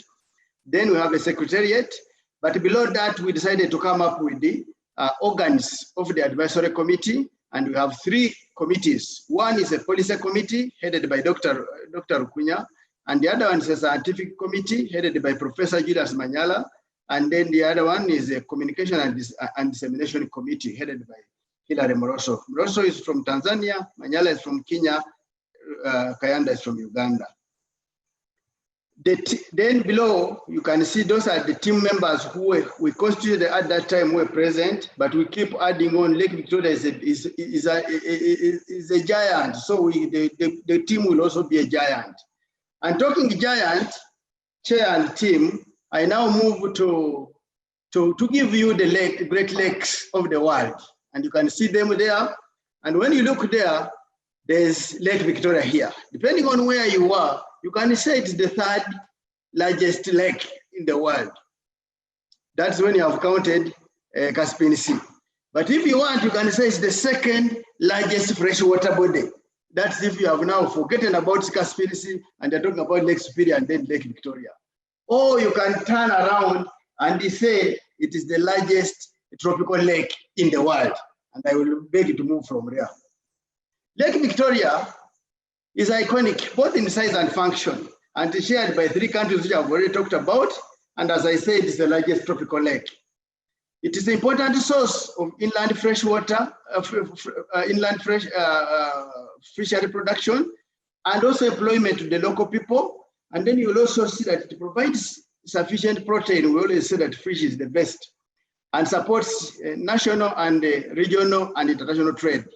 So the lake fisheries are now in the order of 1 million tons and fetching close to about 1% of the world's total production and 8% of the total inland capture of fisheries. The stories of the lake, Lake Victoria has undergone issues, but if we look at these modern times, it was began being opened up by 1901 when the railway touched Port Florence, which is Kisumu, present-day Kisumu. And then that opening brought in now inputs into the lake and could take out outputs. So you'll see things like gill nets, beach sails as inputs coming in. But another milestone comes around 1927 when we have the first work similar to what ACARE is trying to do on the lake, doing some kind of research. And that was done by Graham in 1927, which eventually led to providing now, one of the recommendations was to have a management for the lake. And the Lake Victoria Fisheries Service was made around, was formed around 1928, which eventually converted into East African Freshwater Research Organization. Then with now inputs, the lake continued, we had now inputs now trying to harvest a lot, and therefore the stocks changed. Then there was introduction, big one coming for, of course, beginning with tilapines, but coming to Nile Perch in 1962, then moving now through to change the entire ecology of the lake. And this is where you can read many scientists who have written that those who have felt that it was now the introduction which changed and brought the eutrophication. Then there are those saying this eutrophication which came first and led to the Nile Perch boom. That is discussion for another day. But that all continued and led to a lake which now slightly changed and with now large interest in the world, but has now culminated into what we see today with a lot of fish cages coming in. So it is still another resource that we can exploit along the way. Now, why did we have to form this advisory group? We thought that this advisory group could play basically about four roles. The first one being a policy advice. And this is just generally to identify and submit research and information gaps,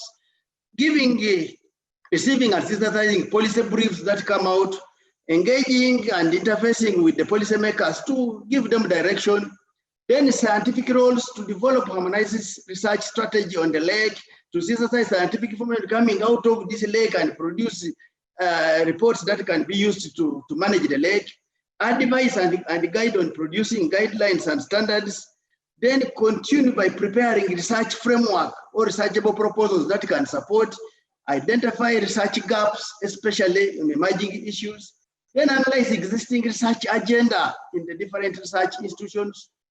Then the third role is the communication. That's looking at now preparing. You know, with scientists, we are able to generate very good information, but how do we pass it to the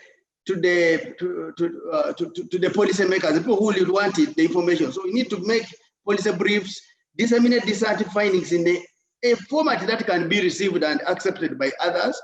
Then we also to build partnerships, to look for resources that can support our engagement.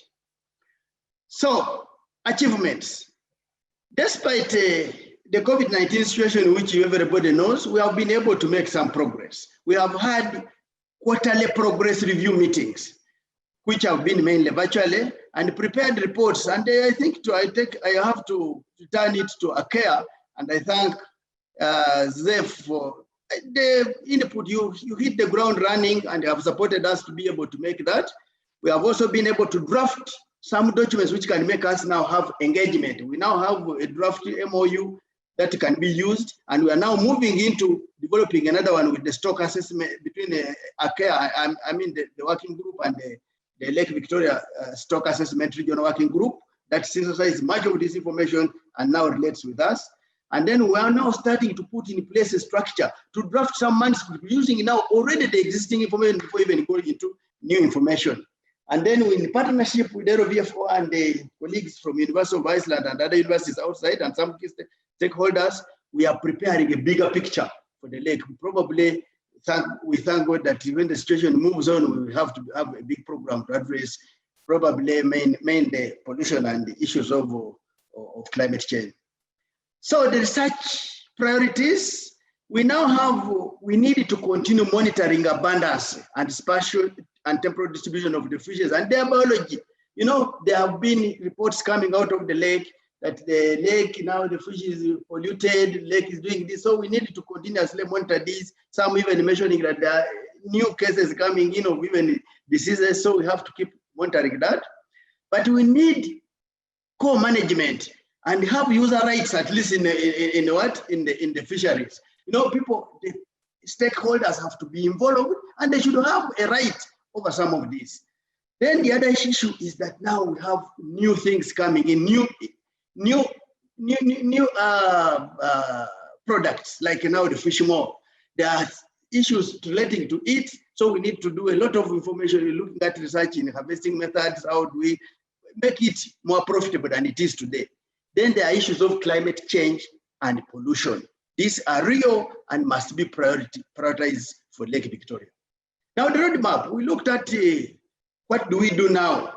We are thinking of now convening the technical working groups and look at, first we are beginning with the fish moor, which you have asked an organization that's now LVFO has already done something and now given out, it is out there, a consultancy.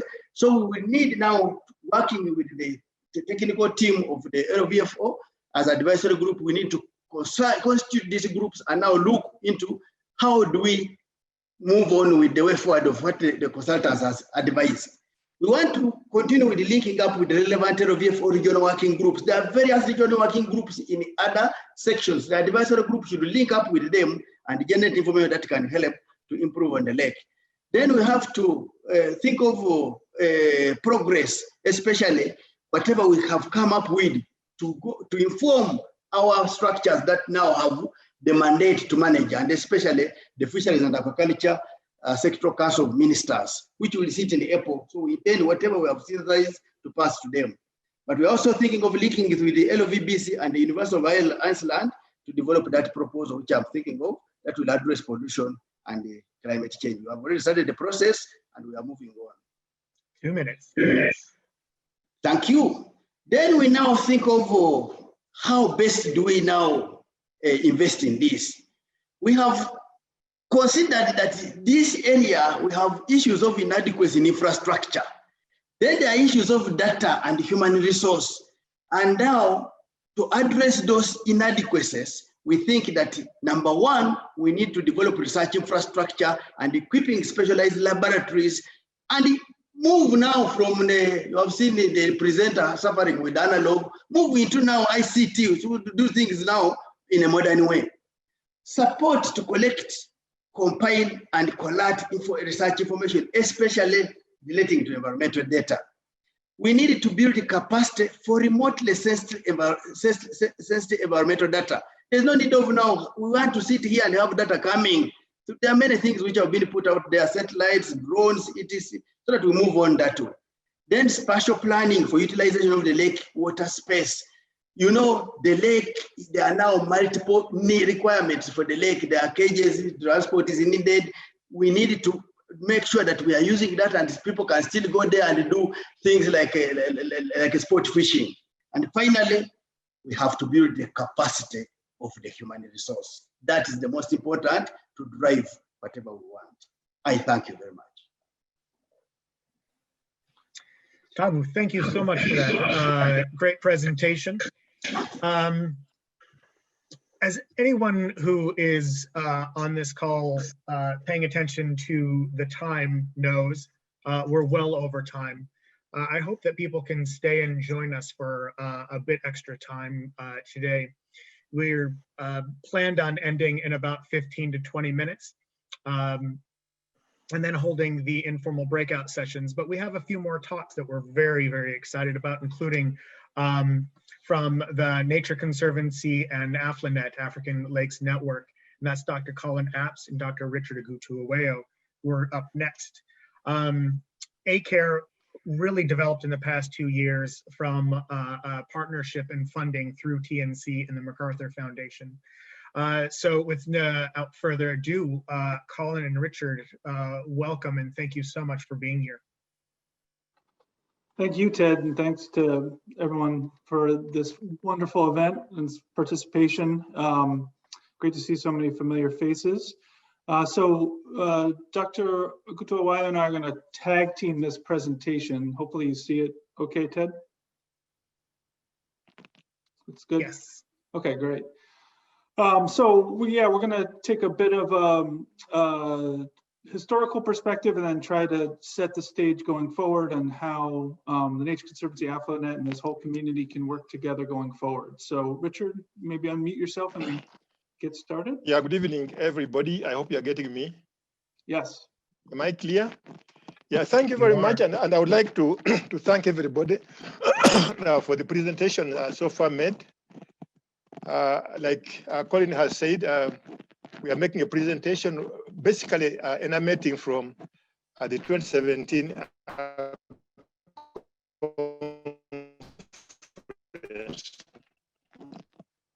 and the 2017 to enhance conservation and sustainable development of the African Great Lakes through cross-basin collaboration. The collaboration between the different lakes that we have been talking about this evening. The question that we may need to start with that is it necessary for us to have that collaboration, and is it feasible for us to have it? Now we know very well that these lakes consist of 7 lakes, 11 countries, and each of these lakes fall under more than one country. They have common values and face common threats. Now, the factors influencing these lakes are therefore best managed through cross-basin collaboration. Of course, we have been hearing about the collaboration within the lakes, but here we are talking about how these can work together. And therefore, what the TNC did in 2015, since 2015, was to develop a system to enhance this cross-based collaboration. And it did it through a participatory process, which, as most of you remember, involved organizing a conference of top officials and other stakeholders to come together to start developing this work. Now, this work basically consisted of a few stages, which are in a conceptual framework. In other words, they wanted to make sure that there's a place where information can be accessed by all stakeholders. Many of the lake groups have talked about generating information. This information is required for management of the lakes. The other thing is that was required was to develop a network of collaboration and coordination system to make sure that the different lake basins are actually talking. And then the other thing that was achieved was to identify which factors, the type of things that many people in this meeting are talking about, the factors that influence these lakes, and propose interventions to be able to address those factors. Because without them, then of course the lakes will not be able to. Then the other one was to look at governance systems and make sure that they are actually able to be used to address these ones. Then from there, we had pilot projects, which I will stop at a point, and Colin would take off from there. So basically, what was involved was the output that were expected from that was that we had to have a conference, and all of us, most of us attended it. We did identify influencing factors. We looked at the different lakes, some of which we have been talking about in this. We are talking about in this meeting, and looked at what is actually affecting these lakes. We selected pilot interventions, and piloted them. And Colin will be talking about this.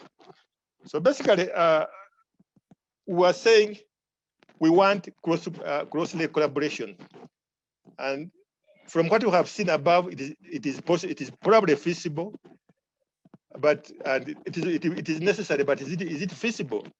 So basically, what the conference did, it organized an African Great Lakes Conference was organized to initiate development of the collaborative network, and this involved the major lake management, fisheries management organizations like LVBC, LVF, OLTA, ACARE, and ERSA.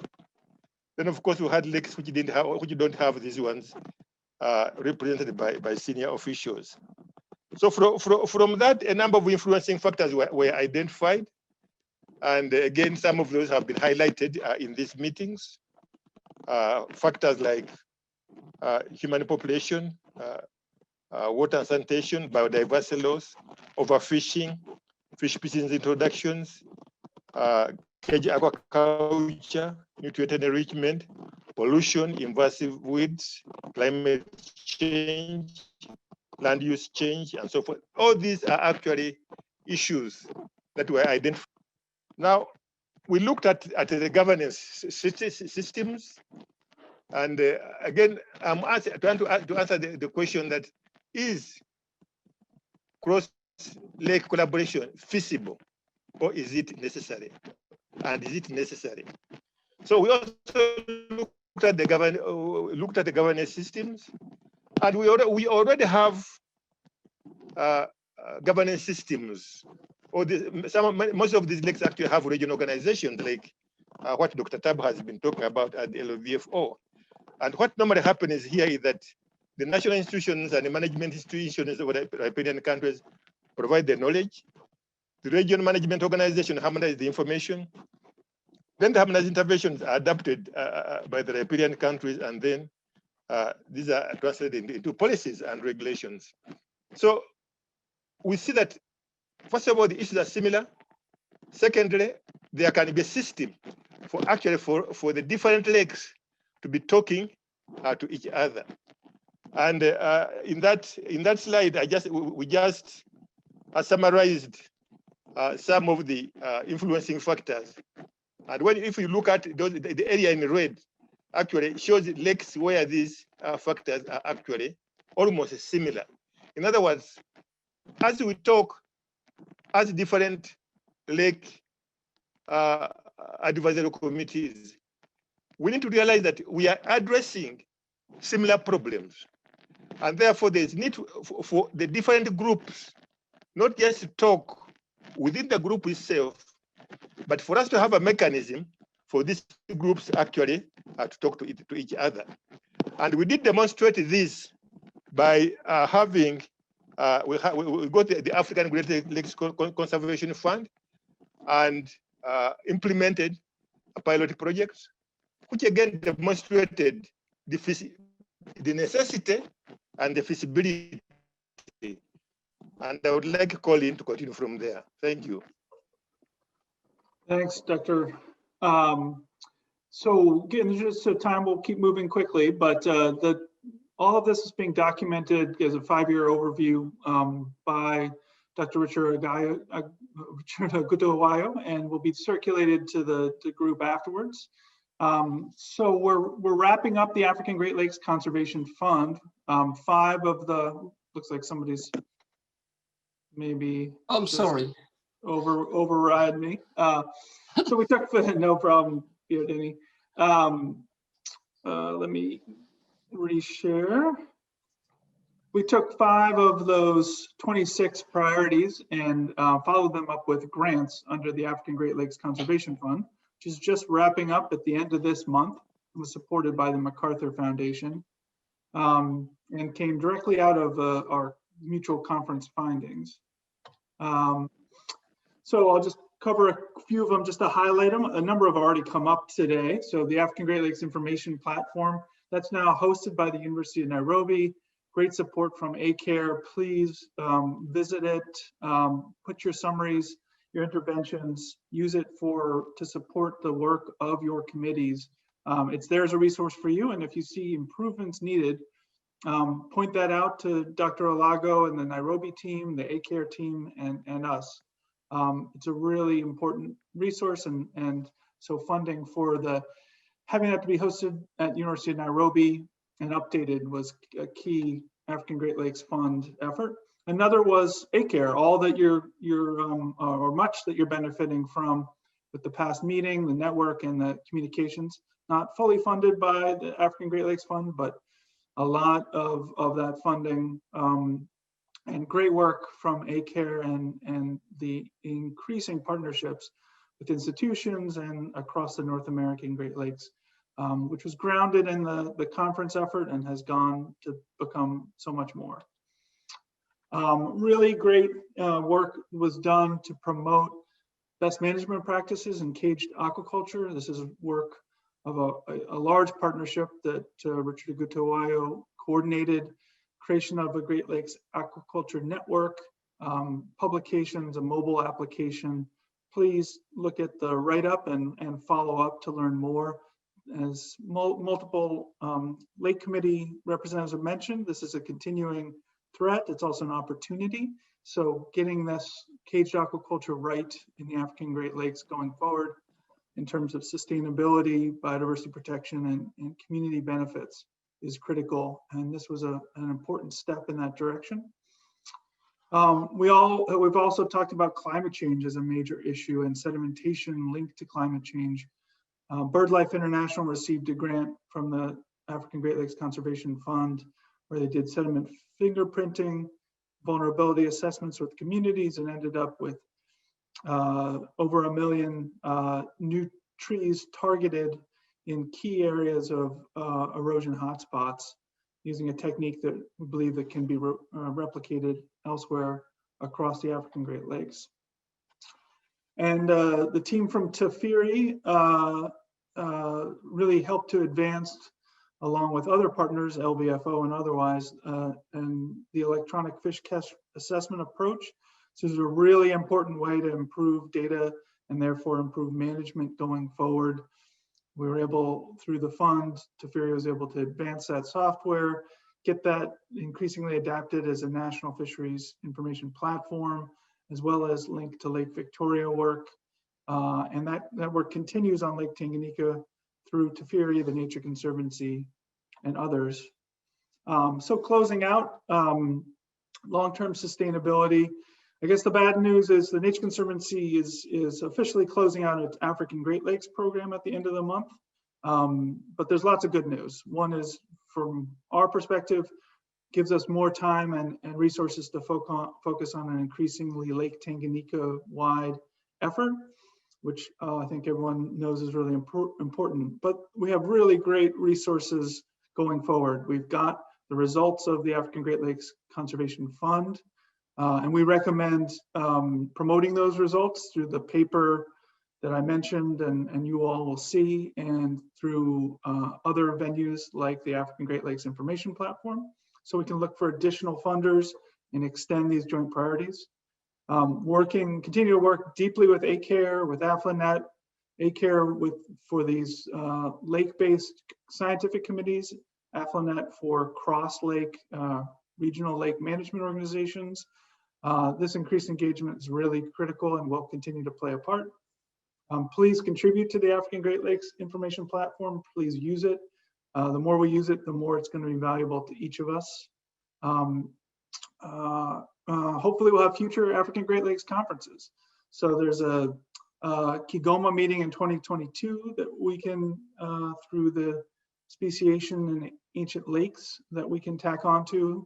There's also hopefully an ACARE meeting next year that we can link up with. Because together we can more efficiently and effectively address these African Great Lakes challenges going forward.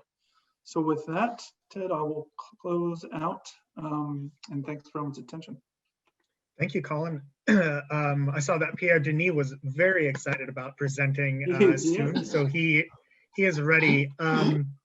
So what Colin said there at the very end about there will be an ACARE meeting next year with health conditions improving, hopefully, fingers crossed, we will be having a meeting just like this. And if everyone has been focusing on the chat, that is proof that these meetings are critical. We are just giving information as speakers, but the real work is being done in the chat. And if you can imagine us standing around a pool or a lake and really getting things done, that's the intent of all of these processes that we're talking about. So let's look forward to October, November 2021 to get together again. And then in 2022 in Kigoma.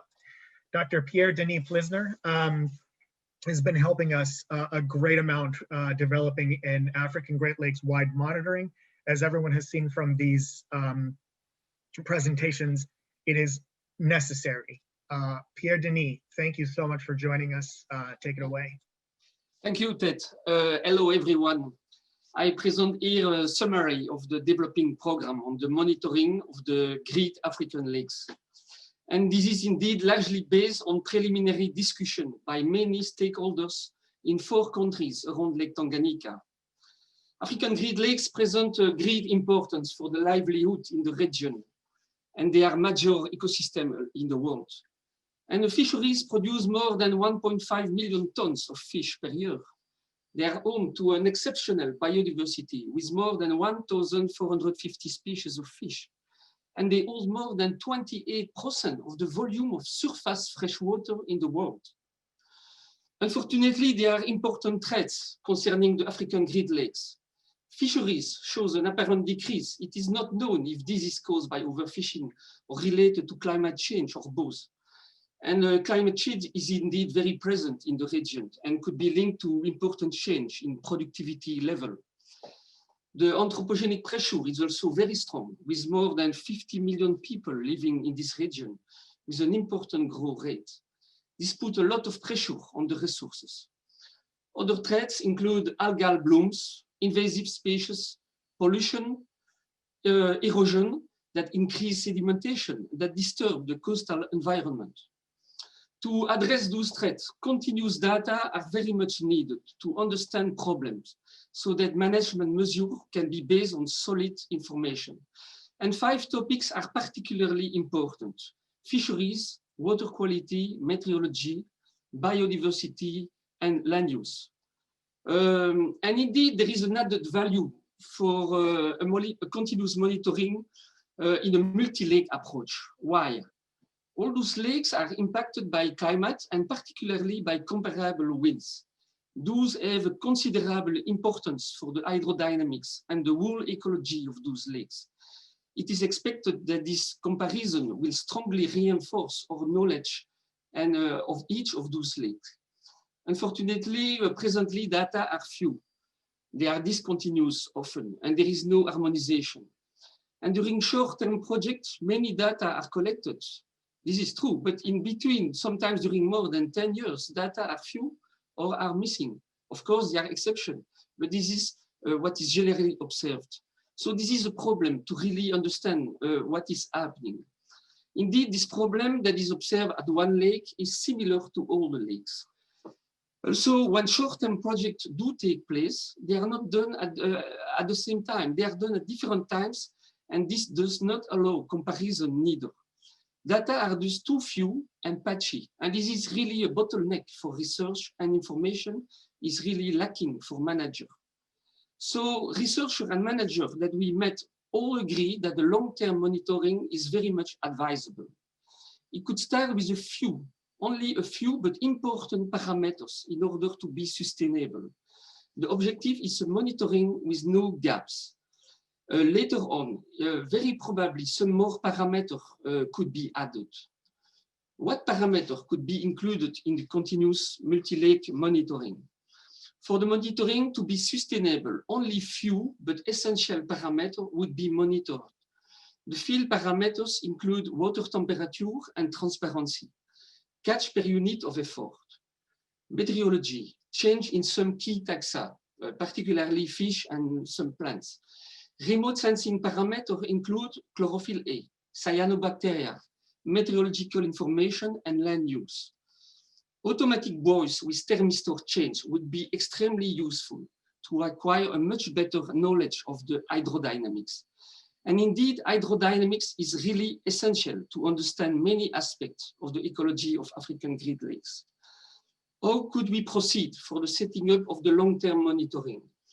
At the beginning, it's very important to know more about institutions in each country, and this has started already. We need to work particularly with mandated institutions, but other institutions could be partners also. Institution capacities should be known better and also, and possibly improved. Then we should agree on the partnership before training can take place, followed by preliminary monitoring, evaluation and adjustment, and then operational monitoring. At the beginning, it is interesting that we start quite soon with remote sensing and thinking about the database structure. It is also advised that we don't do everything, we don't start with everything at the same time. We could start with water limnology, fisheries, and meteorology. And a bit later, we would add biodiversity and land use. And socio-economic data would be also very interesting and useful for the manager. The advisory groups are extremely important because they know the lakes, they know the institution. They can advise on various topics and they could be involved also in the monitoring, for example, for the training and possible other ways, in other ways that we have to talk. An international consortium also is strongly advised to support the long-term monitoring of the African Great Lakes. This could be a set of institutions that would join efforts for different aspects, including training, advices, and support for essential monitoring instruments. What could be done indeed if we had funding? The needs include for a station basic instruments, a meteorological station, a computer internet connection, and an automatic buoy if possible. And this is needed for about 20 stations. The great majority of those stations do exist already presently. Remote sensing service could be provided for the whole region. The deliverables would be continuous time series in fisheries, limnology, biodiversity, land use erosion, and meteorology. And indeed, this would boost science in a very important way. Key data would be collected, and this would greatly increase our understanding of the lake ecology. Regular ecological indicators will be provided, and those are very necessary for lake managers. For example, to decide on best fishing strategies, to alert other authorities in case of pollution or in case of invasive species, just to mention a few measures. And to do this, data of very good quality and continuous are very necessary. So this initiative is a great opportunity to progress toward the sustainable use of the great African lakes that provide major service for more than 50 million people in the region. But African Great Lakes are also very remarkable ecosystems in the world. But to set up this monitoring, the support of each one will be very necessary and very much appreciated. Thank you very much. Asante sana. Pierre Denis, thank you very much for that. We are going to move on to, we have so much to discuss about monitoring, and that keeps coming up quite a bit. And for those who are interested more in monitoring, have questions, especially specific questions, joining the monitoring outbreak group or breakout group, at the end, Pierre Denis will be facilitating that. Our next guest is Miss Steph Smith. She's not a guest, she's a host. She's ACARE Strategic Advisor, and she's going to be talking about the African Women in Science program. So welcome, Steph. Take it away. Thank you, Ted. I'm sharing my screen now. Hopefully you can all see my screen, and I am going to launch into my presentation and tell you a little bit about a couple things. That's not my screen I want to share. About African women in science. So I'm going to talk today about, sorry, I've lost my presentation entirely right now. I'm going to talk a little bit about African women in science today. I was so eager to get my presentation shared that I sent it to another screen. So one of the things I want to point out about my presentation as I'm getting it ready to put up back on the screen is that obviously, if you're watching video here, I am a white North American woman, and I'm going to be talking about African women in science. So throughout my presentation, I have included images, quotes, and information from African women in science. And now, can you see my slide, my presentation? No. Okay, sorry, I'm having a little trouble with screen sharing after all the technology issues we've experienced. So I want you to pay particular attention once I get this presentation up and running to the fact that I do have many African women represented in this presentation. Now, I'm going to just keep talking until I get the screen shared properly here. One of the things I want to point out as we're talking is that there's a level of information I want to convey about the current status of African women in science. And then I also want to talk about, let's see if this is going to share now.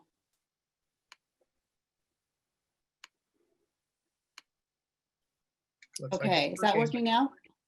Fantastic. I apologize for the delay. So here, this on the first screen shot that you hardly got to see there, you've got, there was a group of young women scientists from Kenya. And I'm going to talk, as I said, about the current status of women in science, and then a new program that ACARE is developing. So with that in mind, a couple things about what we know. So here are a few things. We know that scientific research is more accurate when gender is taken into consideration. And historically, it actually has not been. And often women have been considered as smaller versions of men, which we know that's not true. We also know that women bring really unique perspectives to research and scientific conversation because of their observations, because of the questions they ask, because of the perspective that they have overall, which is very different than men. We also know that we need more STEM professionals. And we know that they need to be women because this is actually a global issue where there's room for lots of improvement. While women have more than 50% of the world's bachelor's and master's degrees, and a fair number of them are PhD graduates, we actually see that only 28% of researchers in all fields and 30% in higher education move into STEM-related fields of women. Sub-Saharan African women, we see similar numbers with that 30%. So my point here is that when we strengthen women in science, we radically change the world for the better. And I want to say that, again, another thing we know on many levels, the future does depend on women. And in particular in Africa, thinking about how we can harness information to be able to be truly competitive and have innovations that come from insights that only women can bring. We need this inclusion and advancement of women. So there are particular barriers that African women scientists face, and I've listed a couple levels here at the individual, the socio-cultural, institutional, and policy levels. Given that, I have some specific barriers that I'm going to just walk through quickly. This is a list that was given to me by African women scientists in Kenya, Malawi, and Rwanda. And they stated barriers related to lack of mentorship, to stereotypes, cultural assumptions, unequal opportunities, gender bias, family responsibilities, lack of funding, and need for new exposure to new ideas, new programs, new people, other scientists. And so those barriers fall into sectors, and I've made some circles here to show these sectors. And those are they all create barriers within them to leadership. And certainly there are other barriers and sectors as well. Focusing on these four, one of the things I want to make sure we talk about is the fact that it's not just the inclusion of women in science that's so vital, but it's the actual fostering of leadership of women in science. So how can we both include women and create a pipeline to leadership for women scientists? Those are some of the questions that we grapple with at ACARE with the program that we're developing. And as I bring it closer to home, as we've been talking about the African Great Lakes, I want to just touch on fisheries and aquaculture as being really critical for, of course, food and income. But having women's both involvement and leadership in these fields is also really critical.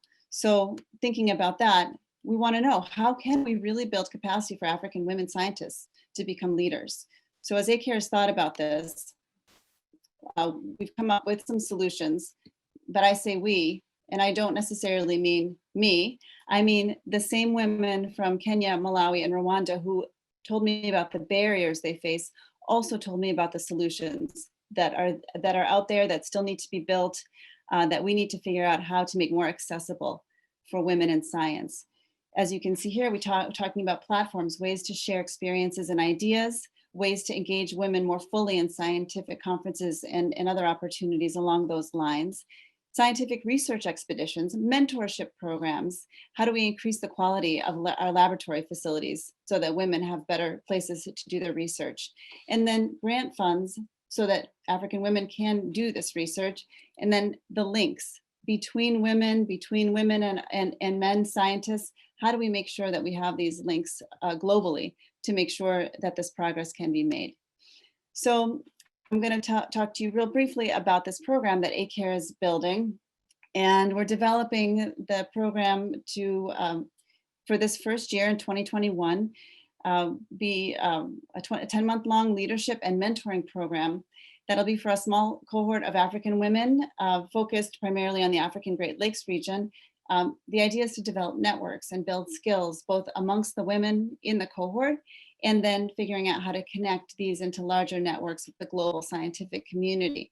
The skills we want to build, I'm not going to go into great detail because part of what we want to do is make sure that we're building skills that are necessary for the women in the program. So we'll work directly with them to help figure out some of the different skill building training that we can do together. So we're currently in a planning phase for this program, which we will launch in early 2021. Right now, we're in the process of hiring an African to help us guide this so that it's really tailored specifically to African women. And we're working to learn from and partner with others who are doing this work. We want to make sure, as we're thinking all this through, that we're responsive to the societal context that I mentioned earlier. And then listening also to what early career African women scientists actually really need to achieve their goals and their needs. Initially, this program is going to be remote. That's the way of life right now. But we are building in-person components for later so that when we can do that safely we will. Some of the questions that we grapple with now are thinking about how does this kind of a program fit into that larger context? How do we work with employers to ensure a pipeline to jobs and to leadership roles that I talked about before? How do we make remote experiences really helpful in facilitating growth and making sure that we're still human to human, even though there's a screen between us? And then finally, how can we better understand and meet some of the local professional needs? Again, thinking about that societal context to be a program that's truly driven by African-centric needs. So with that, I'm going to close out saying that we know that the Sustainable Development Goals, that they're dependent on having all of them met to be successful, but particularly gender equality is a cross-cutting goal that when we meet that one, we're going to be able to help all these others be met in a much more efficient and effective manner. So calling out gender equality as a priority, something that we are focused on at ACARE. And I'm going to close with this quote. This is from one of the women scientists who has contributed information to this presentation. Thank you, Jean-Pierre. Although gender equality remains an issue, we need to understand that only inclusive science can lead to an inclusive society. Thank you all for your time today. It's really been an honor to be able to speak to you. My contact information is listed on this slide, and I look forward to talking to those of you who are interested in this topic in the breakout groups that'll follow. Back to you, Ted. Thank you so much, Steph. Thank you to all the speakers. Thank you to all of our participants. I see that we do have a handful of people. We had a very nice group, a number of people on the call, and it's dwindling a bit. And I do realize that as the moderator of this, I should have been much more strict on timing, but I wasn't. So with that being said, I hope that people can continue to join us for the next little while. We have a couple questions that people have asked. If anybody else has any, they can type them into the chat. We have a little bit of discussion, and I have a few points to share, kind of a summary of what ACARE intends to do, and based off of what some of the talks that people have given. And then we would like people to stay even longer and join us in some of these breakout groups and have informal discussions about aquaculture, monitoring, the advisory group process, African Women in Science, and education and training, which it was mentioned a lot, but we didn't get into our desired programs and how we want to do that because of limited time.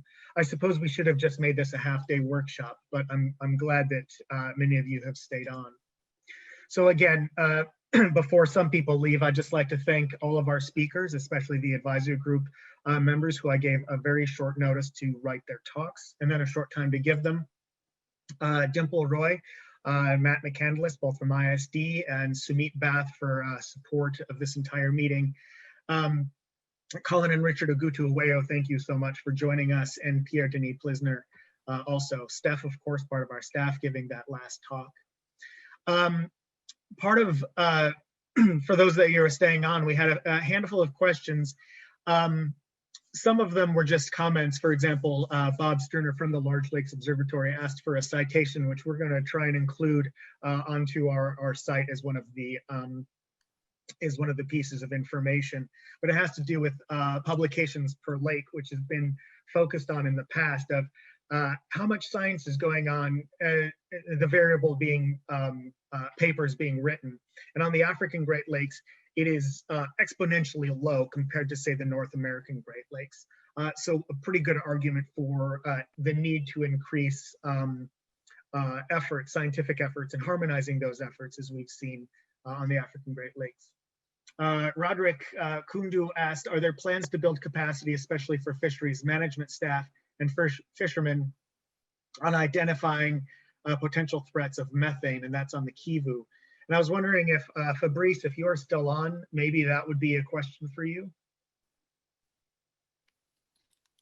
And there's a good chance some of our speakers also left because of the timing, but that's okay. Still around. Fabrice, I see you are on. The question, if you have one, are the plans to build capacity for fisheries management staff and fishermen on identifying potential threats of methane, which seems to fit into the monitoring aspect of what we've been talking about today.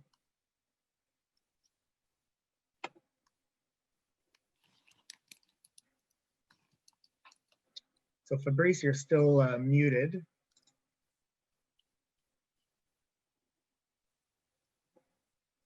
We can come back to that. Maxon, are you still on?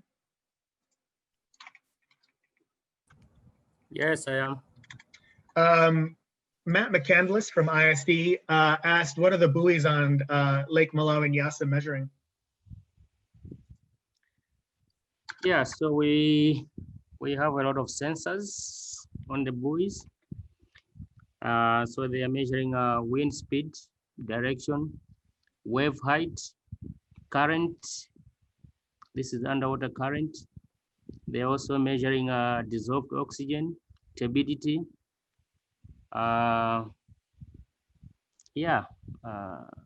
Pretty much, the standard things. Okay, great. As we discuss more about monitoring, and I'm not sure if you have plans on staying on a bit longer, but joining the monitoring group might be helpful for the plans on monitoring. And of course, we plan on growing the monitoring program and the experts involved, and it sounds like you would be beneficial to that process. Eric Ogello, talking about aquaculture seems to be an emerging industry. What are the plans to establish structures to address the emerging aquaculture issues within the Great Lakes? And that is a fabulous question. And from ACARE's standpoint, we hope to be a mechanism to help facilitate and harmonize ideas and approaches. But the beginnings of this are from my standpoint. I do social research, and so I shouldn't be directing any kind of aquaculture work. So I think our strengths are to grab the aquaculturalist specialists from around the region, which we've been doing, and start discussing what needs to be done, what needs to happen. I'm going to be facilitating the aquaculture breakout group after this. My intent on that is to facilitate experts discussing aquaculture, and I will be a mediator on that. So, so that might be something to join in. And then Anne Ladiswa, I'm probably butchering your name, apologies. We discussed concerns on environment and social impact of oil exploitation, among other things. Besides research support and academic reinforcement in Bunia universities, how can we network support in local NGOs and communities to make their voice heard? Who should they contact? And are there any people from your network in Bunia or DRC Congo that can provide guidance?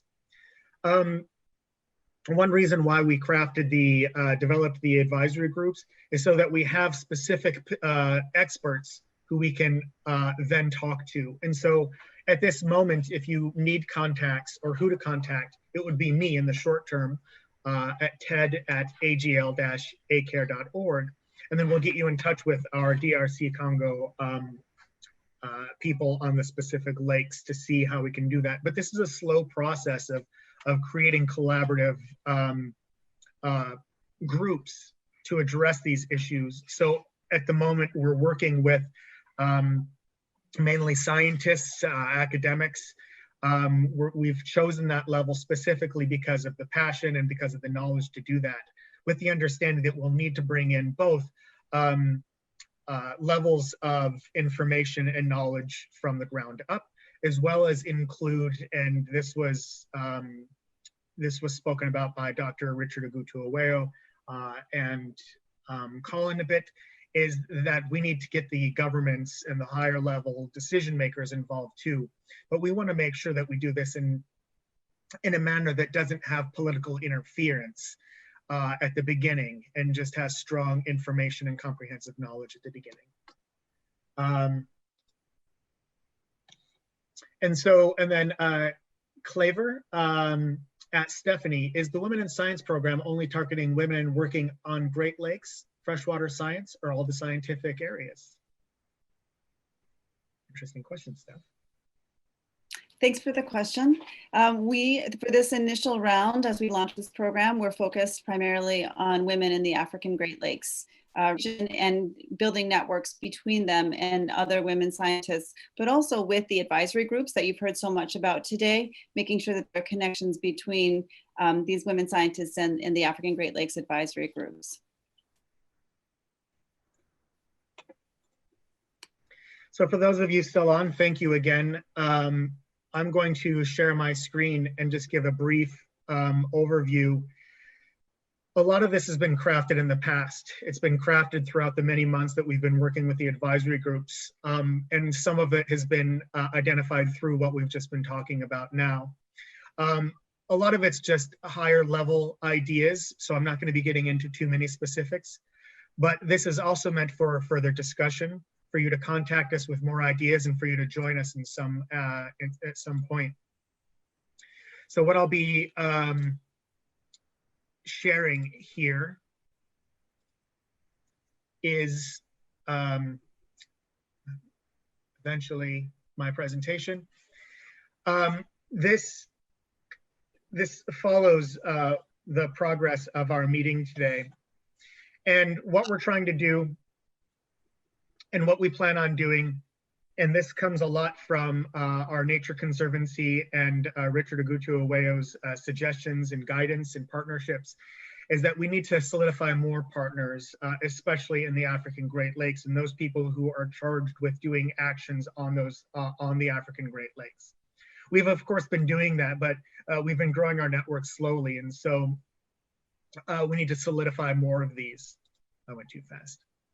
And of course, I always say it takes more than a village. And that is, I keep clicking. And that's what we're trying to do. We're trying to craft more than a village, a large scientific and freshwater and large lake community to address these, to address management, research, academic and training actions on the Great Lakes. Of course, getting more funding for more program development, network meetings, and specific project administration. Of course, network meetings in person are very, very valuable and are necessary, and we've seen that just through the chat system today. Fully develop a long-term African Great Lakes monitoring program within the next year. We'll be hiring a program manager, conducting monitoring scans of each of the lakes, of course, with help from the advisory groups. Seeking formal partnerships with other monitoring agencies, both locally, of course, on each of the African Great Lakes, as well as regionally and globally, for those people who really know how and have some of the technology that can be used to enhance monitoring. And of course, we've heard a lot, we've been talking a lot about biological, limnological metrics, and we haven't touched a lot on socioeconomic metrics. But we've heard about them a little bit throughout the talks and about some of the questions. And so that's something that we really need to focus on too. Fully develop the African Women in Science program, as Steph mentioned, hire an on-the-ground manager, develop the appropriate trainings, networks, and activities. Of course, working with the women to do that. And we need to seek partners to strengthen the program with like-minded missions and goals. And luckily, we've done that already in late 2019 and early 2020. We had quite a network of people supporting and funding that, including ISD, and some of our other partners. And because of COVID, it was reduced to, reduced is not the right word. It was just a virtual meeting instead of what we had planned of in-person trainings. Ensure the advisor groups can easily exchange information. And of course, we go back to the African Great Lakes Information Platform, which was highlighted by Colin. We want to hire 6 on-the-ground advisor group facilitators. Zeph McGinney has been doing a great job working with all 6 of the groups, but if we had 6 entry-level managers helping facilitate all this, putting the information from the advisor groups on the African Great Lakes Information Platform and working with Zeph to strengthen these meetings and the information exchange, that would be wonderful. So we're of course seeking partners to strengthen those. And of course, we always need help because so many people are interested and organizations are interested in specific lakes. We saw on the chat Andrew Gemmell talking about Lake Victoria. We could really enhance those partnerships through more staff. We, of course, want to ensure in-lake and land-based aquaculture implemented in the African Great Lakes with the best knowledge and practices to enhance food security while preserving biodiversity and livelihoods of those dependent on the lakes. ACARE is uncertain about what our role is here, but as an organization who's interested in facilitating partnerships and good information, maybe that's a gap we can fill. And of course, we'll depend on you, the experts, to see how we might be able to help out there. Advanced education and training, and again, this is a program that we've had in the back of our minds that we've been developing at a lower level, but if we can create a higher level, closely knit network of aquatic academic and training facilities and programs to train the next generation of African Great Lakes experts, that would be great to make it so we didn't have to search out programs and comprehensive knowledge and training programs. A lot of our partners and people involved have benefited from many programs around the world. Can we make that so it's easier to do? And again, ACARE is interested in helping facilitate this, but we'll rely on the experts to tell us if there's a gap we can fill to facilitate that, or if we're running over people's toes.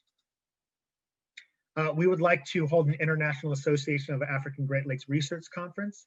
This gets back to what Colin was saying about needing more meetings. This has been called for over 30 years. We can't get together every 5 to 10 years and know what each other is doing. We miss a lot of interaction, a lot of harmonization, a lot of partnerships. Plus, all of our data and approaches are often disparate. They're unharmonized and we can't compare them. So let's get together every 3 years, say, and have big sessions where we get together in person with global experts and talk about how to move forward. I think we've already done questions, but I will open up the chat really quickly to if anybody else wants before we get into the breakout groups. And just before that, I'll just let everyone know that if you want to sign up for our newsletter, if you haven't already, every month or two we send out something just to give some highlights of what we're doing, and we're going to start planning for a 2021 in-person Africa-based annual network meeting, just like this one, but longer. And if we need to, we'll bring vaccines, I guess. I don't know if that's an option. With that, everyone, thank you very much. And I think I will, I think because of the time, we should probably move into the groups. And in those groups, you can probably ask more questions. And if there's something that hasn't been addressed to your satisfaction, please let me know over email and I can answer those, hopefully.